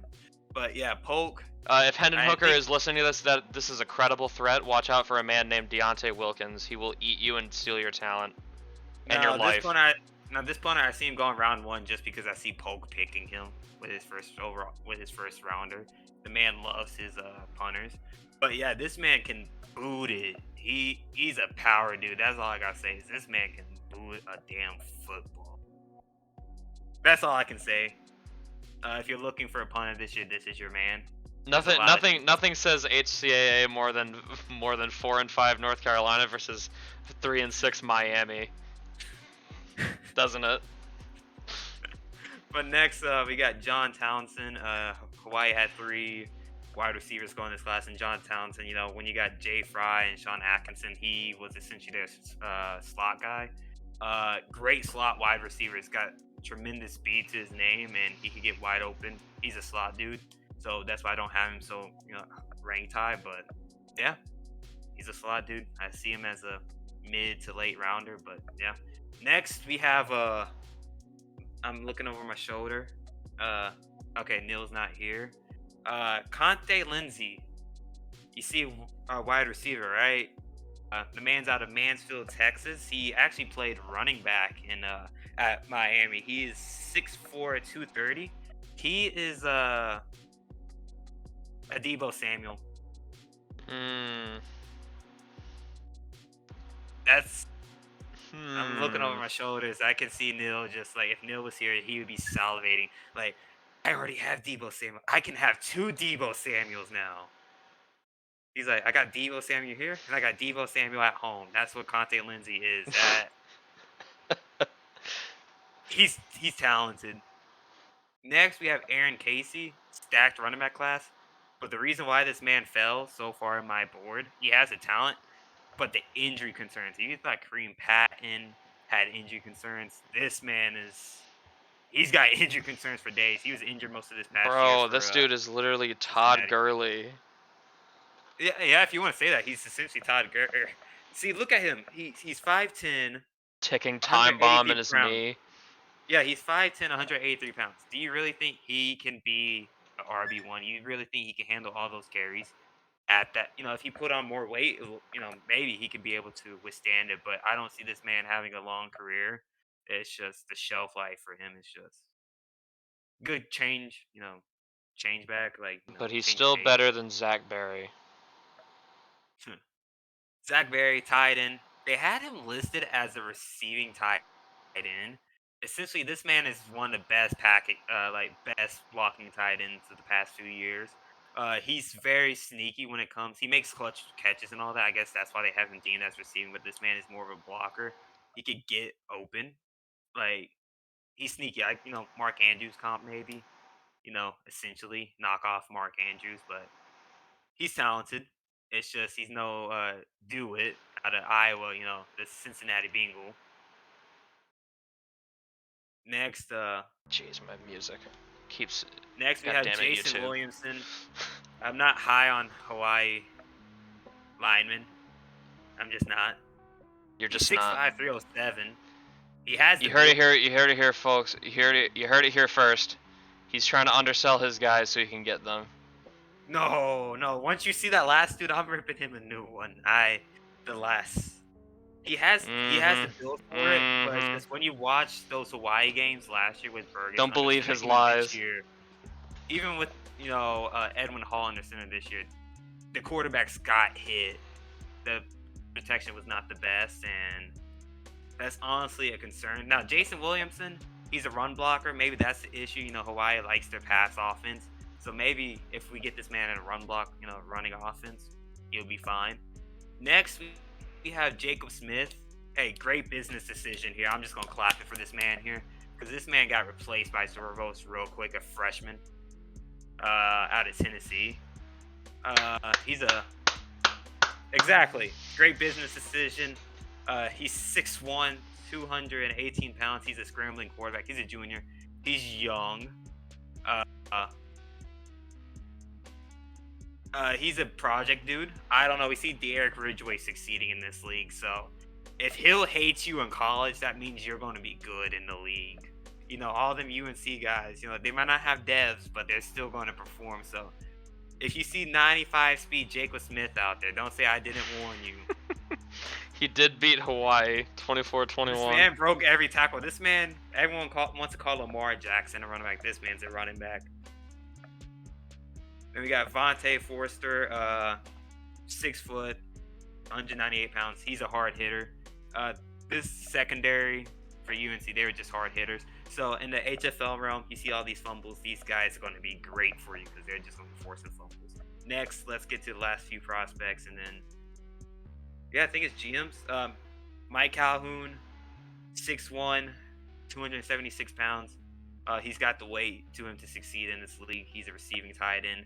A lot of teams need tight ends, so I can see him being picked 3 and 4. You know, I could see someone reaching, but yeah. Next, we have Brogan Hansmeyer. Yes. Did I say that right? Yes. Hey, I'm happy.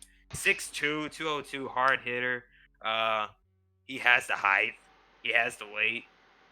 He's gonna fucking hit you. That's all I gotta say. And then next, we got Wesley Rogers. He actually sat behind Romello Holloway, so I see this dude 6th, 7th rounder. He's 6'5", 317 pass block. He's essentially a practice squad dude. Yoni, don't pick this man. I do not have a good relationship with this man. You know, we're going outside this kayfabe terms and all that. When I play my OG I'm looking at my 360 right now. That man gave up so many sacks. Just to see him give up so many sacks in this realm just shows this motherfucker is shit. I do not care if you are This 6'8", guy is 239 pounds. He does not protect the quarterback. I've seen Jimmy Burgess last year. Oh my god, everyone stand back. Spit's flying out of Brayden's mouth right now. This man just go dry. I don't like this man. I don't. He does not protect your quarterback. If you got a franchise quarterback, you better wrap him up in bubble wrap right now. If this man is starting, I don't like this dude. Y'all talk about a show in Hawaii. I don't like this dude. He's a liability. He should have just played basketball with that height. God. I don't want to show stats because it's I don't want to get into that. Let's just get on to the next portion. On to the next or is it GM time? Are we gonna start getting people in here to talk? Is it that time? It should be. Let me look up the itinerary. Yes, it is general managers. They will make an appearance. Who's first? So, Who's first? Who whoever wants to be first? Whoever unmutes himself first gets to be first. Hi. Okay, Polk wins. Sorry, Dalton. Hey. I was watching it, but you know, Polk won it. So let's get the questions. Shane, what you gotta ask this man? We talk Bills first.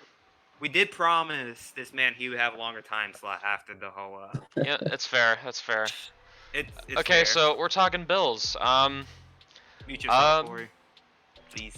How? We're not having another situation. Another reform situation. Not again. Talking Bills. So, how did you think your season went? I think it went pretty good. Second seed. Kind of hoping to get the first round bye, but a bit of a choke job against the Dolphins in week 17, or week 18. Would that have changed anything? Oh yeah, I would have given you a 1 seed. Yeah, never mind. Yeah, you did. You guys did choke. I'm sorry about that. Yeah, it's a bit disappointing. But your wild card matchup against Cleveland. What are you expecting from that game? How do you think that's going to play out? Cleveland's not going to score a touchdown. Oh. Oh, we're gonna have the Browns GM on later. Yeah. Actually. Yeah, fuck them. We're 28-3. Wow. 21-3. Saying fuck them live on the show. Yeah. Fuck the Browns, man. And then 21-3. well then you'd have you'd probably be playing the Chiefs. I find the AFC side just a lot more interesting. Like, at least the matchups, the potential matchups. No TD. That's bold. Mm-hmm. I mean, you do have a Defensive Player of the Year in Von Miller. Hey, we need someone to flip this. We have hot take material. We need this right now. So Hot take material. Looking ahead to your off season, how do you think you're gonna navigate re-signing and free agency and the draft? Like, what do you think you're looking to do? How do you want your team to look going into next season? You first, mostly. So, Edmonds, Oliver, all of them. I would prioritize keeping our younger core together over some of our veterans, as they're going to just sort of regress slowly over time now. Especially someone like Micah Hyde, he's 32. It's only going to go down from here, I'd say. But he does have that X factor. You know, if he keeps that'd be kind of clutch. It would be, but I don't know. It's a bit of a risk. I mean, Miller has gone down to superstar now. So. And I just want to hear it from your mouth. Is it Super Bowl or bust? How disappointed would you be if you didn't win it this year? Be a bit annoying, but I don't know. This team's still pretty well built, and I don't know. Built to compete. The big thing is what's going to happen next year with the Jets. Is this a fluke, or is this going to be consistent? I think we all know the answer to that. Yeah, unfortunately, but what is your opinion on the rest of your division? Actually, I'm actually kind of curious to get your perspective on that. We need it. Every team we want you to talk about. Just Dolphins. safe space. I don't know. Dolphins are a unique situation. They did beat us, but usually I'd say they're kind of a cakewalk in this division compared to the other two teams. New England is just, I don't know. New England, something else. And they won 10 games. Yeah. Their GM is a person. He certainly is. He scares me very much. And then you got the Jets. Your boogeyman. Your soon-to-be boogeyman, anyway. Yeah. Trust me. Even though you swept them, you just can't feel safe. No, he's got a sniper somewhere. Watching. I can guarantee you that. He's got connections in places that none of us do. So you're saying you said you wanted to keep Tremaine Edmonds. Do you think you could find room for Micah Hyde, or do you think it's time for him to hit the open market? If he takes a team-friendly deal, I'd say he stays. But if it's anything more, then I can't see him sticking around. Probably gonna have to look for somebody in free agency. Yeah, man, Buffalo. It's just win. That's what it comes down to. You just gotta win. Essentially, you and the Bengals. This is y'all's window. Yep. We gotta do it now before the Jets get too powerful. We gotta do it. Get your ring before it's too late. Like just getting your talent back. It's essentially with this crew you got right now. This is your last year. Yeah. Before you gotta retool. I think we'll still be able to compete next year, but it's not gonna be the same. The defense is gonna be a little bit worse. Or is there anything you wanted to ask him, Braden? I'm all out. Nah. No. You hit it on a nail. It's just Super Bowl bust is what I'm getting from this. It's just. I'm all in, man. All in. And he's saying no touchdowns will be allowed versus the Browns. That's. I can't wait. I can't wait for this game. What happens if you beat them but they do score a touchdown? Still lost. It's a failure. It's a failure. Oh yeah, they're all going into hurricane practice. But yeah, I think that's it. Buffalo Hurricanes. So would you say Watch your out. experience this time is better than last time on the pod? Yeah, I would say this has been a lot more low key. Yeah, they're like having a show that I'm on right now. Oh my god. Talking about taking out the trash. Yeah, I think that's it for me. Yeah, it was pretty. I mean, there's not a whole lot to talk about with Buffalo. I feel like it's everyone kind of knows what the deal is there. Yeah. I'd be curious to see. Do you guys what draft picks do you guys own, by the way? We got our first. We got our third. Okay. We could have more coming. I'm just saying. Be scared.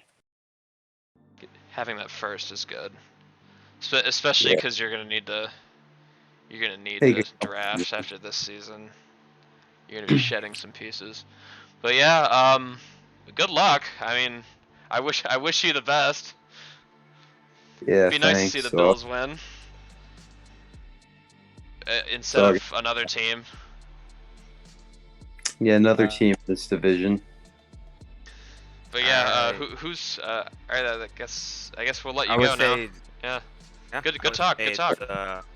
Alright, see you, guys. I'd say it would be Dalton. That would be next. Dalton. Talking Seahawks. Yep. Yes, sir. Seahawks football. Or bust too. Hey, we got 7 wins.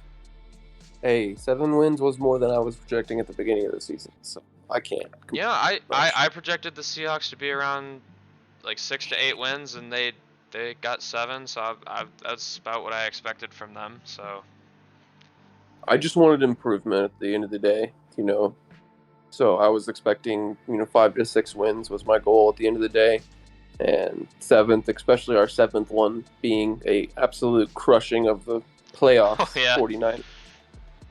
Just block them from winning the West. Yeah, that's got to feel good. Oh, it felt great. Especially in Santa Clara. Oh yeah, especially on the road. Yeah, you can't complain. I was actually happy y'all guys won that one. The GM wanted that game so bad, and just it felt steep. Okay, so I want to ask, what's the outlook for the off season? Like, what do you want this team to be looking like going into next season? Just basically the goal is still like what it was last season. Continue to add pieces, keep them young. We'll probably bring some more mentors in this year to try to help, our young guys. But the goal next season is to continue to improve by at least 1 or 2 wins at a minimum.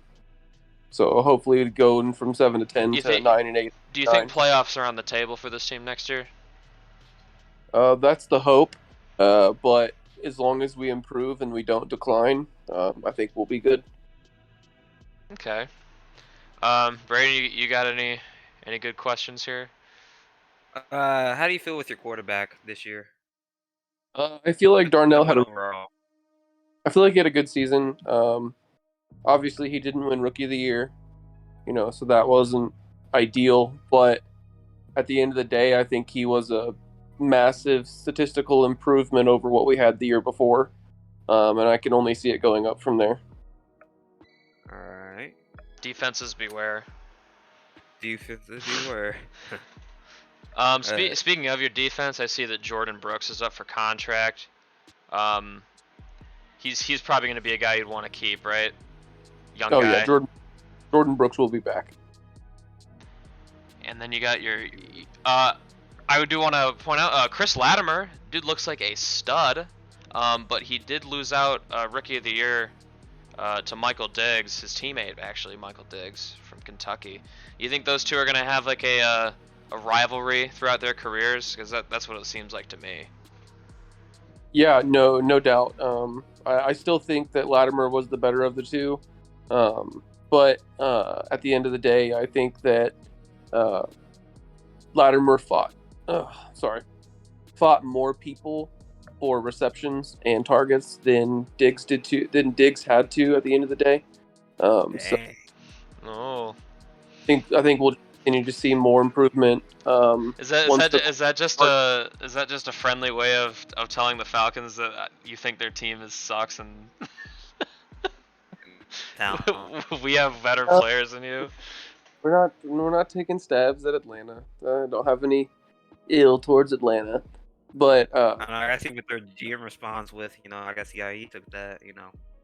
But no, Latimer and Metcalf finna be a scary combo. I do believe that. Latimer looks like that dude. With continued improvement from Darnell, once we improve the offensive line a little bit more so he's not running for his life all the time, I think that Latimer and Metcalf will both skyrocket this next season, and hopefully McCole Hardman does well as well.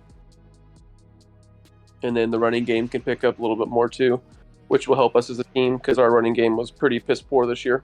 Yeah, I do wonder how you're gonna approach that this offseason, because you have Rashad Penny, you got Kenneth Walker. It's kind of crowded, but none of those guys really screamed like, oh, that's like gonna be my bell cow. At least not right now, not that I've seen. Do you see one of those guys rising to the top, or would you think you might want to look for one of the many good running backs in this class to maybe fill that role, like a more of bell cow back? In this day and age in football, having one bell cow back does no one any good. So I think having the multiple running backs that we have at the moment, I think is a good setting. Maybe one of those ends up being replaced at some point. I'm not saying on this offseason, but I think a 2 running back system works better in this day. You got anything else for him, Brayden? No, I'm out of questions. How you feel about his his franchise quarterback? Another pretty. I don't know. The Seahawks did exactly what I expected them to this year. They looked better. They look like they're getting better. Seems like the rebuild's going well. It seems to be going better than the one I'm presiding over. So I'd take solace in that if I were you. Yeah, well, you changed too much in Detroit. You didn't go with your white quarterback, and that was what cost you. Dang. Didn't have to be this way. I wanted it to be different, but it turns out that's what killed me. But anyways, enough about the Lions. This is about the Seahawks. I think that's all we have. Yeah. I don't have any more questions for you. No, that's it.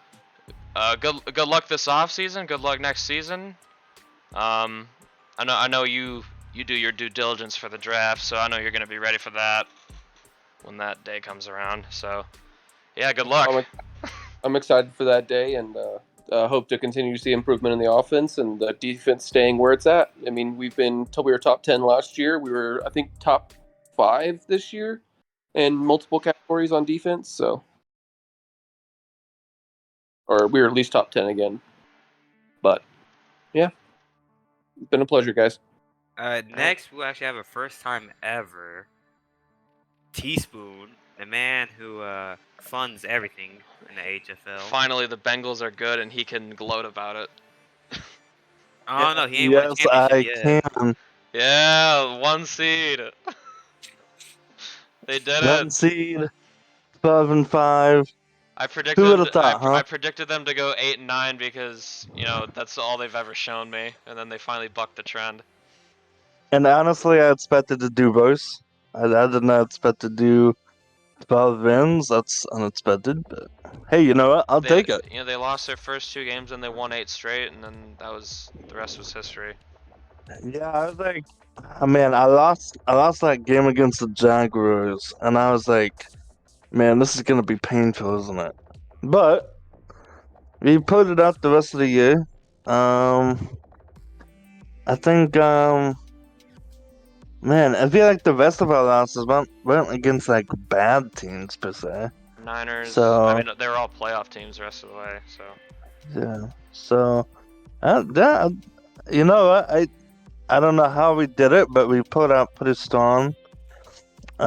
So you won double-digit games. I did. I did. That's weird to say. And you just I mean, get, yeah, you get to watch this first round. You get to watch them all kill each other. yeah.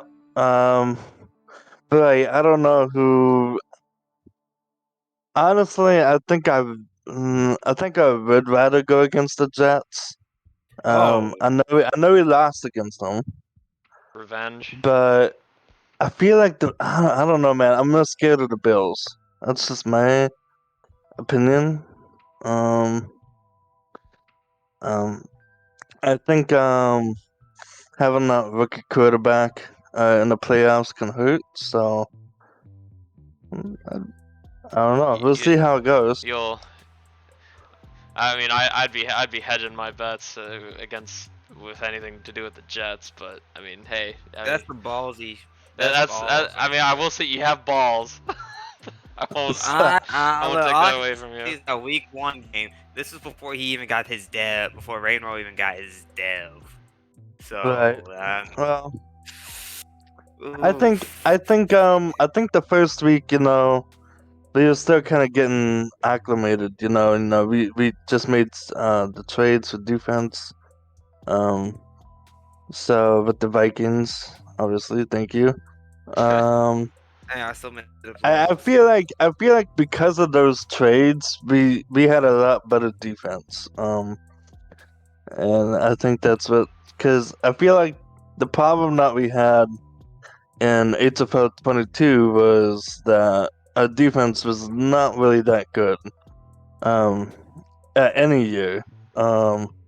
Maybe that first year when I wasn't here, I don't know exactly how that went, but I know we made the playoffs. We went to the first round in that first year and then lost, and then never made it back again.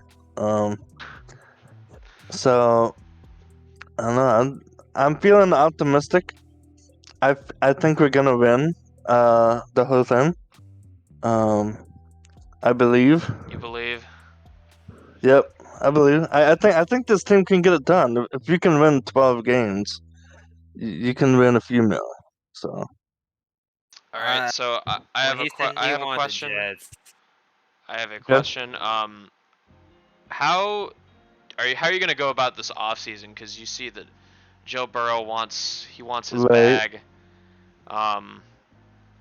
Pretty sure that's the only one I pay attention to because that's your star quarterback. He wants his money, and that's a problem. You gotta get him his money. He wants a lot of it. Those Vikings pieces I traded for also up for resigning. Yeah, Kendricks and Daniil Hunter and Uzi. Yeah, Uzi and Blade. Yep. That's funny you mentioned that because I actually have a little announcement. Oh, go ahead. Announcing that we will not be re-signing Joe Burrow. Oh my God! You heard it here first. Okay, Brayden, so here's the thing. I can't understand a damn thing you're saying. Your voice is cutting out. Is it? Talking about Brayden. But. Well, he's gone. He's dead. He's dead. Yeah. Your news killed him. On the pod, he announces this. He's not gonna re-sign Joe. Holy shit. My thing. Okay, here's the thing though. Joe Burrow costs a lot of money. I've actually done a Bengals franchise on my own Madden, and he does massive. Like, he does not. Like, I'm saying, like, I have like 100 mil, right? Yeah. Yeah. Okay. He's gonna run all of that. I'm telling you right now, Oh. he's gonna want all of that. So I personally think it's better for me to focus on re-signing all those defensive pieces and let Joe Burrow walk. That's my man. decision. That's what I'm gonna do. Man, this free agency is gonna be crazy. I'm back. Joe I just Burrow solved my on. issue. Hey, welcome back. That's gonna be wild. It was my internet. It crashed, and I'm on my phone now. That news was a drone strike on the York University internet. Yeah, but as I was trying to say, you announced this before the playoffs even officially start. Well, I mean, Hey man, chaos. hey, you know that? Chaos. You This know man's that? about to just sell. Like he plays the Jets 5 INTs just on purpose. Just be like, Yeah. Well, I just feel like I'd rather have all of those defensive pieces than Joe Burrow. Very That's wow. And I thought I was bad with Jamari Greenwood. This is a bombshell on the podcast. What, this is an episode Joe to remember, Burrow people. costs a lot of money. Joe Burrow costs a lot of money. Only three. I'm saying people I even disagree reacting. with you. Yeah, we only got 4 people. What Oh the jeez, fuck? man, viewership fell off. They didn't like your show, Brayden. I'm sorry. I guess so. Well, Let's see how it goes. We'll see how the playoffs go. But I'm pretty sure I'm gonna let him go. oh, We'll see. Between the Bengals and the Bills, Okay, I hope one of you here's the thing, wins. though. Okay, if I lose in the second round, would you blame Brayden, me? stop staticking. Teaspoon is trying to talk. Okay, anyway, you're talking about if you lost.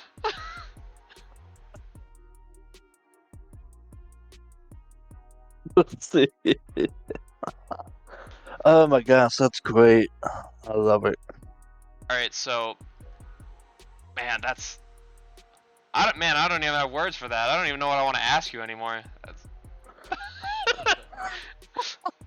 Let's see how it goes. I'll back up a bit. All right. I'll back up. Okay. I'll back up. I mean, Jesus, we announced it before We'll see how it playoffs goes. even starts. That's fucking crazy. Like, because maybe he wants less money than what I had in my franchise. Maybe, I don't know. I don't know the full details of the Joe Burrow deal. So, but based on my research, he's gonna want like all of that. He's gonna want like 50 mil, dude.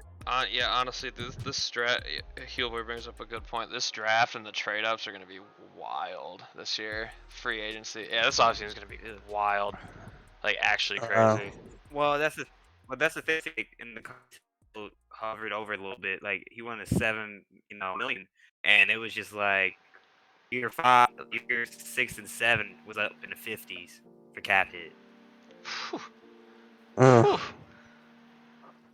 Yeah.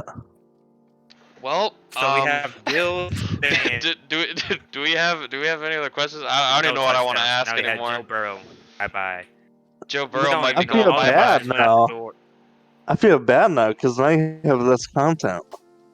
Upended the entire interview. Man, I guess I'd ask it, like, in the event that you do get rid of Joe Burrow, where do you go for quarterback at that point? Yeah. Would you look to Jacob Smith? You look at what the Panthers are doing. You look at what the Saints are doing. They both have the best records in the league. They both have 13-4. Defense and just have a quarterback. What are the Chargers doing? They're probably just gonna dump Herbert. Oh my God, they're both gonna be on the market. That's insane. Lamar's on the market. Goddamn. Herbert. It's a time of change in the league. Herbert looks pretty spicy. Josh Allen. I don't know. I feel like Herbert would go for less money than Burrow. I don't know. He's asking for a lot of money, and he's up for contract. Yeah. God. Oh. I don't. Look, I expected free come on, agency. We guys. talk about a potential, and now it's Come just on, like, guys. well, It's not that big. everybody's gonna be salivating now. It's just like, hey, Hill might be salivating now. If you make the Like if you I make the heel said- bowl, if you made the heel bowl, who do you want from the NFC? Okay, here's the thing. If we lose this first playoff game against whoever we go against, I'm letting go of Joe Burrow. But if we win it, if we either go to the conference championship or the heel bowl, I will keep him. Joe Burrow is really about to throw 5 INTs against the Jets. That's an ultimatum. The ultimatum has been set, people. Alright, Will Let's Joe see Burrow. how it goes. All right, let's see how it goes. I'm gonna rock it back. I'm not gonna confirm anything. Joe okay? Burrow. Joe went a Burrow little is far. going to. He will play went a for little his far. contract. I wanted to do a big surprise thing. Okay, I didn't want. But yeah, you're surprised the whole show, and it's just like I don't even know how to respond to this. It's you just at least like, know that there is a possibility. Joe Burrow, your days are numbered.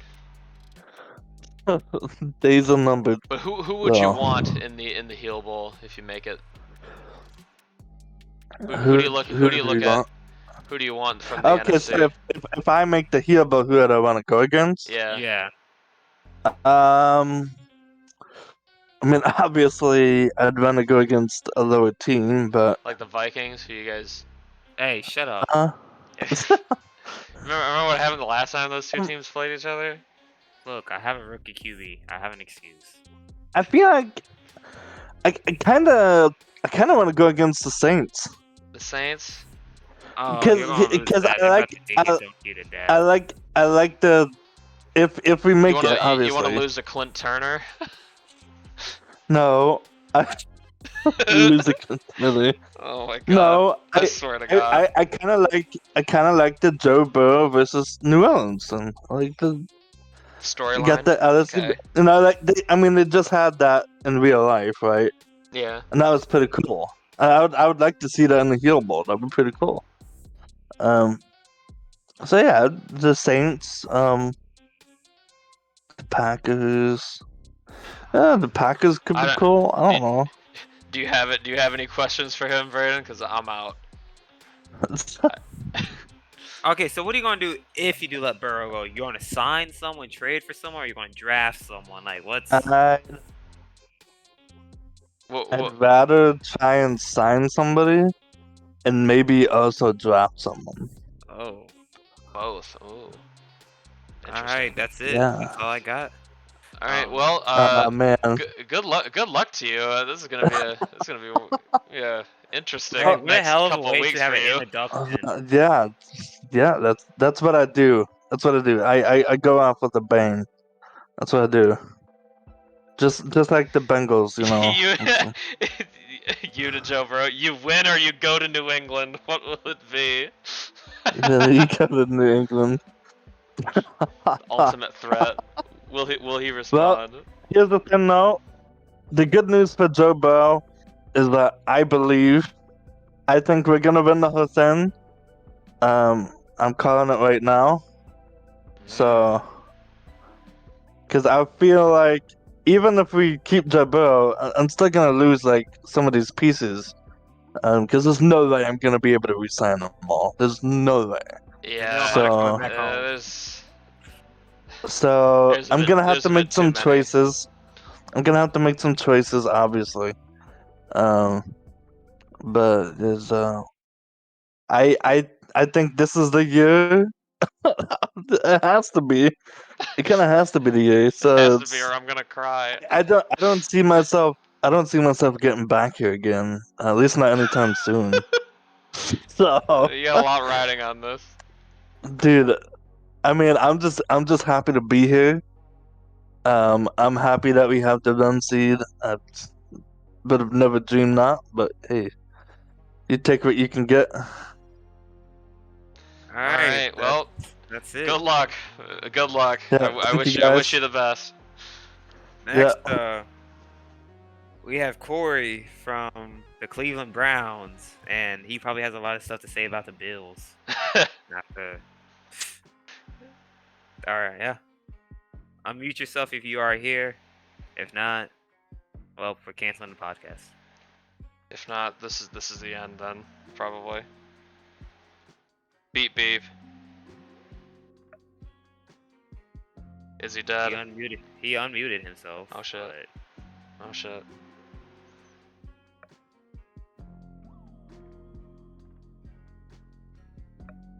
You guys just get to vibe to the tunes in the background now, I guess. Hill did say he's not fighting with the playoff teams. He's like, no one is MOP in game yet. A lot of question marks when we go full game, especially the NFC side. Oh yeah, I definitely do agree that the AFC's winning this year. But silence. Well, if it's silence, we're just gonna go to mailbag. Mailbag. Cutting GMs short. All right. Well, maybe next time. And no Neil. No Neil. And Corey, do you want to be interviewed? Do I want to be interviewed? Not really. I don't want to talk about it. You sure? I have great Marcus Armstrong questions for you. What is there to talk about here? Statistically, the worst rookie. Pick that number. 3. I don't want to talk. The worst rookie QB I want to change the subject. I want to change the subject. Your coach may be getting fired, shipped off to Temple, the coach's son. Maybe that's why Landon, scuffed Kentucky and UNC. This was all planned. It was all planned. What are you gonna do with TJ Hawkinson? I have so many questions. I don't know what I'm gonna do with TJ, honestly. That's a good question. Are you gonna draft Elijah Stokes? What are you gonna do? Are you gonna finally invest in your defense? Probably. I don't think I have a choice. These are questions that I want to know. But you picked the worst rookie quarterback. Even Clint Turner is doing better than Marcus Armstrong. I'm just not running the right offense, I guess. I think that's your fault as a general manager. You should be knowing this type of stuff. Just to have a worse season, and you didn't even have Jared Goff to blame. He's still on the team. We can blame him. You had this vaunted offense, all the speed, and you did absolutely nothing with it. Skylar Young, I don't even think he has his dev revealed yet because you barely even played him. I mean, Amon-Ra St. Brown had a good year. We're not talking about that. We're talking about Skylar Young. You wasted a UNC prospect, a custom. Do you know that's a sin? Do you know that is a sin in this community? The Lions did the Falcons a favor with Armstrong. Everyone was hyping you up after the first 2 games. We wanted the tank. And you might have lost the tank to Flippin' Sharp, of all people. I mean, we aren't picking a QB. So we still win. It's just... I don't know, I just got a lot of questions. I'm good at tanking. Bro, are you good at winning? Your resume shows that you are not. Do we have to fire you as a general manager? I got questions. Can we go to mailbag? I don't want to talk about this anymore. Hey, you can always ask me. You can always ask me questions. I'm happy with my season. I don't care about the Vikings though. I care about the mailbag. Oh, I see. Deflecting. Statistically, I'm being assaulted here. Someone help me. Statistically, the worst rookie quarterback. I heard so much about Armstrong being the best, and he's never beaten Jimmy Burgess in his career. Yet. Alright, Jan. We're fixing the team. It's a slow process. There's a lot to flush out. Fixing the team?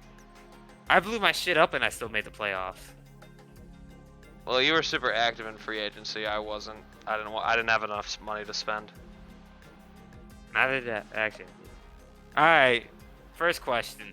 Tier list of each team's future outlook. Tier list. That's first.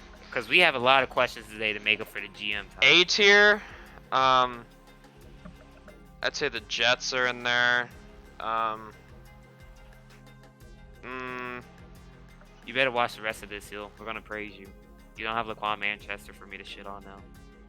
Jets are definitely A tier. I think the Seahawks are A tier.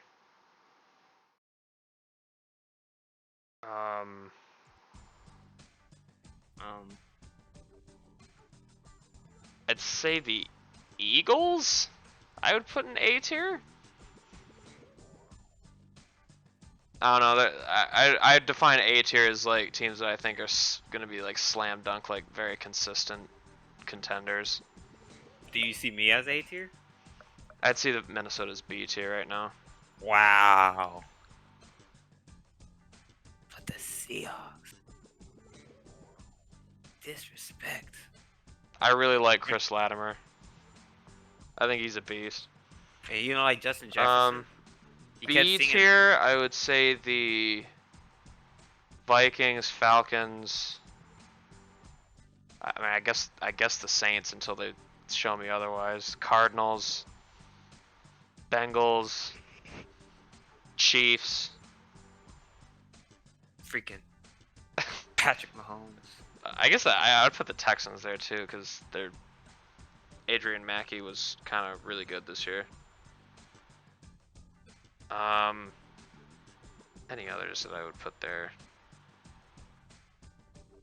I guess the Browns. They were good this year. They were fine. It's the AFC North. You know they switch off. And I'll put the 49ers there. C tier. Did I have the Bills? I don't think I did. I thought you had them. Damn. Were they got poke? I don't know. Their future is a bit hazy though for me. I'm not sure if they're going to be able to maintain that high level. I wouldn't let that disrespect.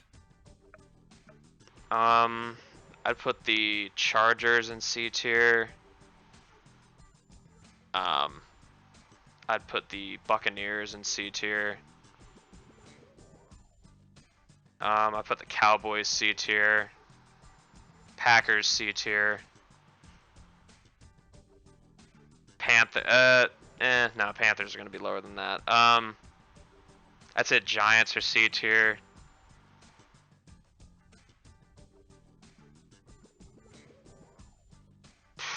This is kind of tough now. That's probably all I got for C tier. We'll put the Dolphins in C tier. Why not? And the Jaguars. I trust Brian to draft well, so that'll give him a higher. Well, he won't win floor. though. He won't win, but he'll look good doing it. You know. D tier. I will put the Broncos there. I will put the Steelers there. I will put the Titans there. I will put the Colts there.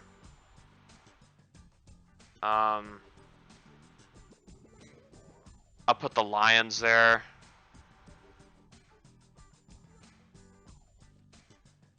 I will put the Bears there. And I will put the Rams there. And the Commanders. And then for F tier, I'll put the Patriots, the Raiders, or did I say the Raiders? I have Alzheimer's, guys. I'm sorry. I know the Patriots are definitely F tier for me. They're gonna hit the ground hard one of these days. Dang. Did I have it? I don't think I have it. The Panthers probably gonna be F tier. The cap situation that everyone's been talking about. It will take its toll, as they say. That's an interesting concept. I feel like there's not a lot of teams that I would like look at their future. I'm like, yeah, that's gonna pan out for sure. A lot of uncertainty in this league. Next question. That's an interesting one. Next question. I was just firing from the hip right there. I didn't have anything What prepared for rookies that. impressed you the most? Impressed me the most. Chris Latimer. I'd say he's probably the most impressive skill player at least. Adrian Mackey did good things. Rain Rosari did the best player ever. Ezra Frost, he froze the league. Who else was a big time rookie? Gavin Carruthers for me. Yeah, Davin Carruthers. See, why you get names wrong? Heel, you did this to me. You did this to me. That's why I started saying Carruthers, because it was a hill.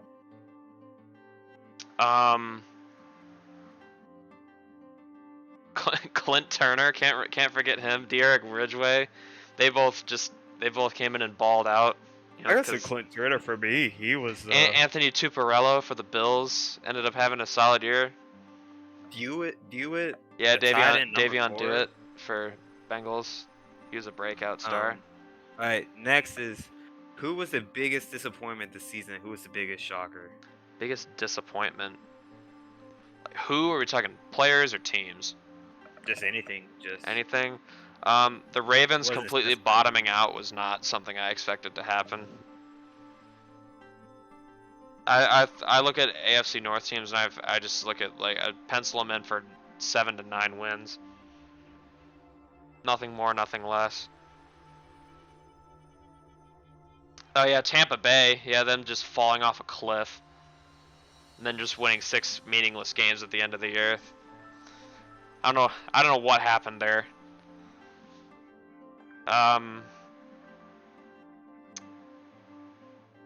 Biggest disappointments. I will say the Chargers, them not making the playoffs, that's kind of yikes. Yeah, they did want to trade Kyle Williams. So. Man, I really thought the Jaguars would finally do it, and they almost did, but they come up short yet again. Story of Brian's life. He does everything right, but it's never enough to even get the bare minimum. He just, I don't know. Ravens, definitely a shocker for me. Carolina was a huge surprise. That Black Magic Serhana has, I just don't, I don't understand. But yeah, that's it. Polk goes, he blew here. I can't answer that till I get to Cajun 6 guys. We shocked the league. The Bengals shocked the league. Yeah, I would say so. Them actually living up to their potential. You never see that. Here's a good one. What teams do you think could be looking to move up in the draft? And then who is your Hillbow pick? So, Bills. Up the draft. I see Bills trying to move up. Bengals move up. Do I want to? Nah, that's giving up draft capital. Who could I see? The Bills are definitely a team I could see doing that. The Jets, yeah, Jets. Falcons. I see the Falcons. I see Bills, Jets, Bengals. Panthers, Litzy can't. Yeah, maybe the 49ers think about doing that. The Eagles, I could see that.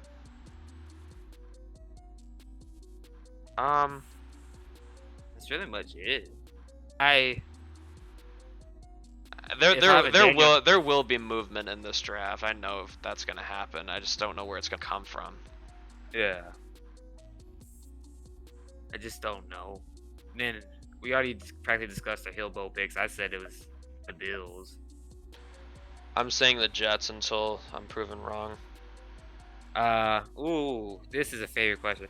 When do you guys think the Lions will actually be relevant? I'm hoping in like the next 2 seasons. Next 2 seasons. Rebuild looks like it's gonna take a little bit longer than I expected. Well, The next question I saw a response to it, Marcus. Well, based on this season, which rookie would you start a new franchise with? And then Yoni replies, I would start with Marcus Armstrong because his balanced and two-way traits and throwing TDs and throwing picks with his running abilities. He's a two-way train with one-way capitalism and the other communism. So well, Armstrong's what more can I add to that? He's right. So you would start a franchise with Armstrong compared to any other QBs? Yeah, I'd start my franchise with Clint Turner. He's the next Tom Brady. Yeah. Was he a Cajun 6 guy? Yeah, I think what did he play? I think he played at Pitt. Yeah, Pitt. I just didn't know if he was an auto or not. I believe he was a Pitt guy, right? Finally, I could keep poking the bear right now. Rate the rookie QBs. Rank the rookie QBs. Who would I say the best one's been? There's so many. Jeez. I'd say Adrian Mackey's probably the best in his rookie year. I think he was the best.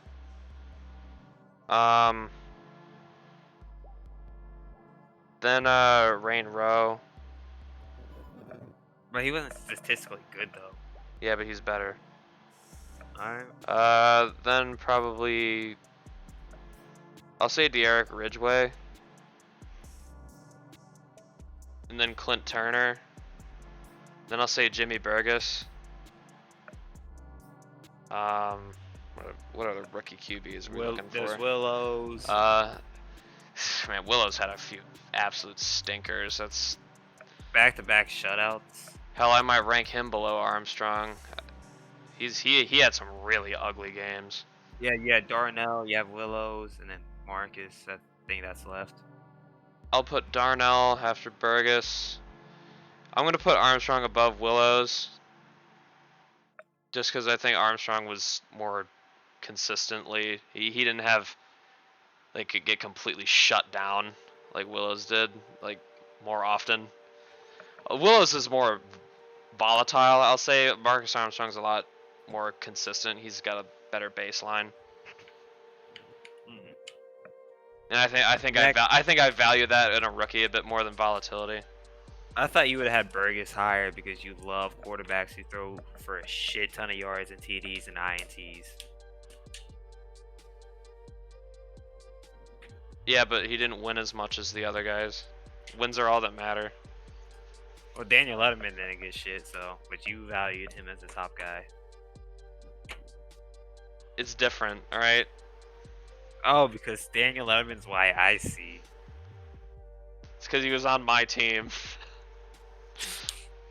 I can't talk bad about my players like that. I don't know. Teaspoon openly on here said he was going to trade his QB. Man, I wish Willows looked better, but I mean, he had good games, but he also had really bad games. I don't know. Shut up! Back-to-back weeks, you can't. That's a really bad look. I was like, yeesh. Ew. Next is, which teams do you think should go into rebuild mode, and then what's the reason every playoff team could win the Hill Bowl? Which teams should go into rebuild mode? I would say Ravens. Buccaneers, Raiders. I think the Titans and Colts should consider. They should. Ravens are definitely going. Rams definitely need to rebuild. Bears been rebuilding for decades. Giants are in one. Ravens are trying to start one. Lions are in one. Been in one. Broncos, I would say, should rebuild, but I think that's the direction they're going in. Panthers just won't. Packers probably gonna need to do that soon. Yeah. This division's mine. Titans. I think that's all the teams I would say would need to consider that. Next is what's the reason every playoff team could win the Hill Bowl? I'd say the Browns because they have Nick Chubb, that's always good to have in your corner. Myles Garrett. And so a lot of their rookies have been playing a lot better than people thought. Like their guy Jim Carter, he's actually been pretty good. Patriots, they'll do it just to spite their GM. Mac Jones will win the Heel Bowl just despite Just everyone. The Jets. Everyone knows this. They have the best player in the league. They have the best coach in the best league. GM. The Texans. They're only allowed to Black make it to the Heel Bowl. They aren't allowed to win. So I can't. I can't think of a reason why they would win because that's like illegal. The Chiefs because they just have that offense. Freaking Mahomes. Freaking Juju Smith-Schuster. Freaking Scary Terry. Freaking Marquez Valdez-Scantling. Who's gonna stop this offense? Minnesota. Then the Buffalo Bills, they're just really good. The Bills and the Bengals are like the same thing. Like, they're just good. Wouldn't surprise me if they do. The Vikings, they need turnovers. But what's the reason why I'm gonna win it? You just say turnovers, but who's gonna lead? Like, you gotta be specific.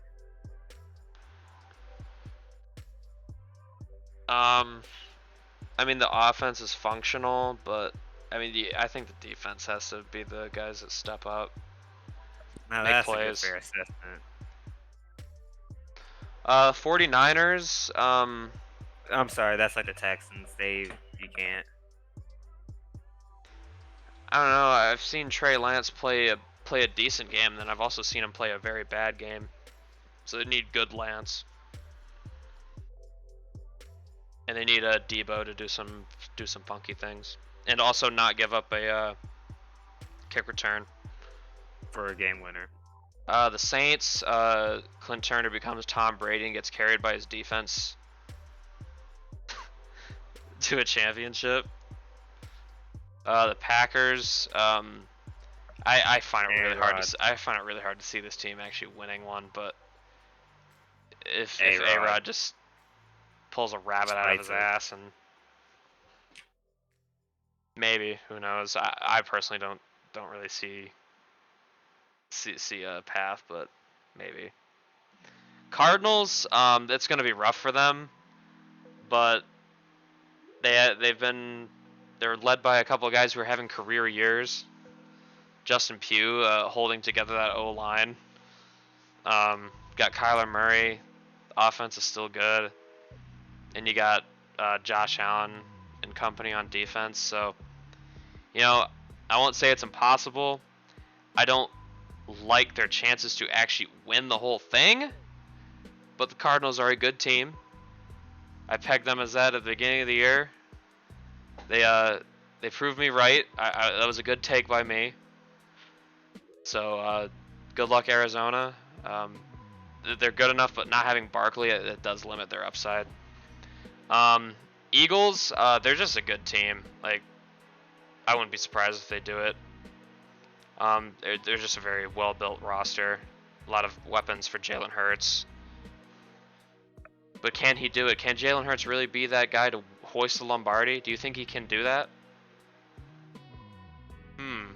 It's tough to think about. Then the Panthers, they just do what they usually do and like outscore people by like 30 points in sim, but it's in gameplay this time. Sim no more.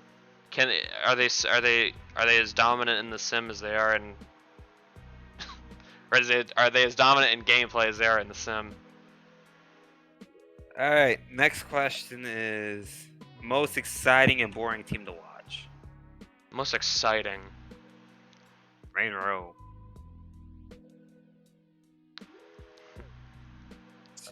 Who's the most boring team to watch? Lions. That offense is terrible in gameplay. I'm tired of seeing screens after screens after screens. I swear there was one team that was just actually miserable to watch. Who was it though? It wasn't the Lions. It was someone else. Wasn't me. We're a mixed bag. Oh fuck! Who was it? Why am I blanking on this? It was probably the Giants. They were kind of like if Willows wasn't doing good stuff, that was very hard to watch. Next, new free agent signing that had the biggest impact on their team. Certainly wasn't Deron Payne. Terry McLaurin, no. Terry McLaurin. Saquon was hurt. Yeesh. Dean, Jamal Dean. Sure, yeah. Jamal Dean, yeah. Throw Envy a bone. He had a good year. That's the only one I could think. Now, how does a team with no O-line make it to the playoffs? I can't answer that because I don't have an O-line. Truck Flipper doesn't have an O-line. But maybe I should have just sold my O-line. maybe. That would have been better. Maybe. We already talked coaches being fired. We got 2 more. 2 more questions? Alright. Hit me. 3. I guess Yoni wants to add another. Which team can you see be moved in the foreseeable future? Moved? It can't be Tennessee. Yeah, I guess relocation. Hypothetical. Talking relocation. It's not Tennessee. They just built themselves a new stadium. I could see Jacksonville moving to like a maybe call me crazy, but maybe like Memphis. I think so. And calling themselves something like something wacky like the Steamers or something. That I could see that. It's like a boat, right? Like boat logo. Yeah. I can see steam coming out from it. Yeah, I think that's the answer. Memphis Steamers. I actually kind of like that name better than Jacksonville Jaguars. I think they might actually have success there. I can see that. Yeah. Tennessee Titans just got a new stadium. Hell, just get the Memphis Steamers new stadium. Tennessee sports on the rise. Memphis Grizzlies, you know. The next latest was, what are your thoughts on the QB free agency this offseason? Potentially Herbert, potentially Joe Burrow. It's gonna be wild. I'm not sure where those guys are gonna end up. I don't know which teams won. A lot of teams got their QBs last year, so it's just like who's gonna get one? And then last is who can stop this Jets offense? But Yoni goes, what are your thoughts on the best QB draft? What are your thoughts on the best QB draft class of the season? That is grammatically. I have no idea what that question's even asking. Brian says the Jaguars will not be moving. Hope that's how you get Brian back into the chat. But yeah, this is it for the pod. We've ran out of content. We've ran out of viewers. That's it. Only 4 people watching. We do love the people that stayed here, but to those of you that left, you're scum.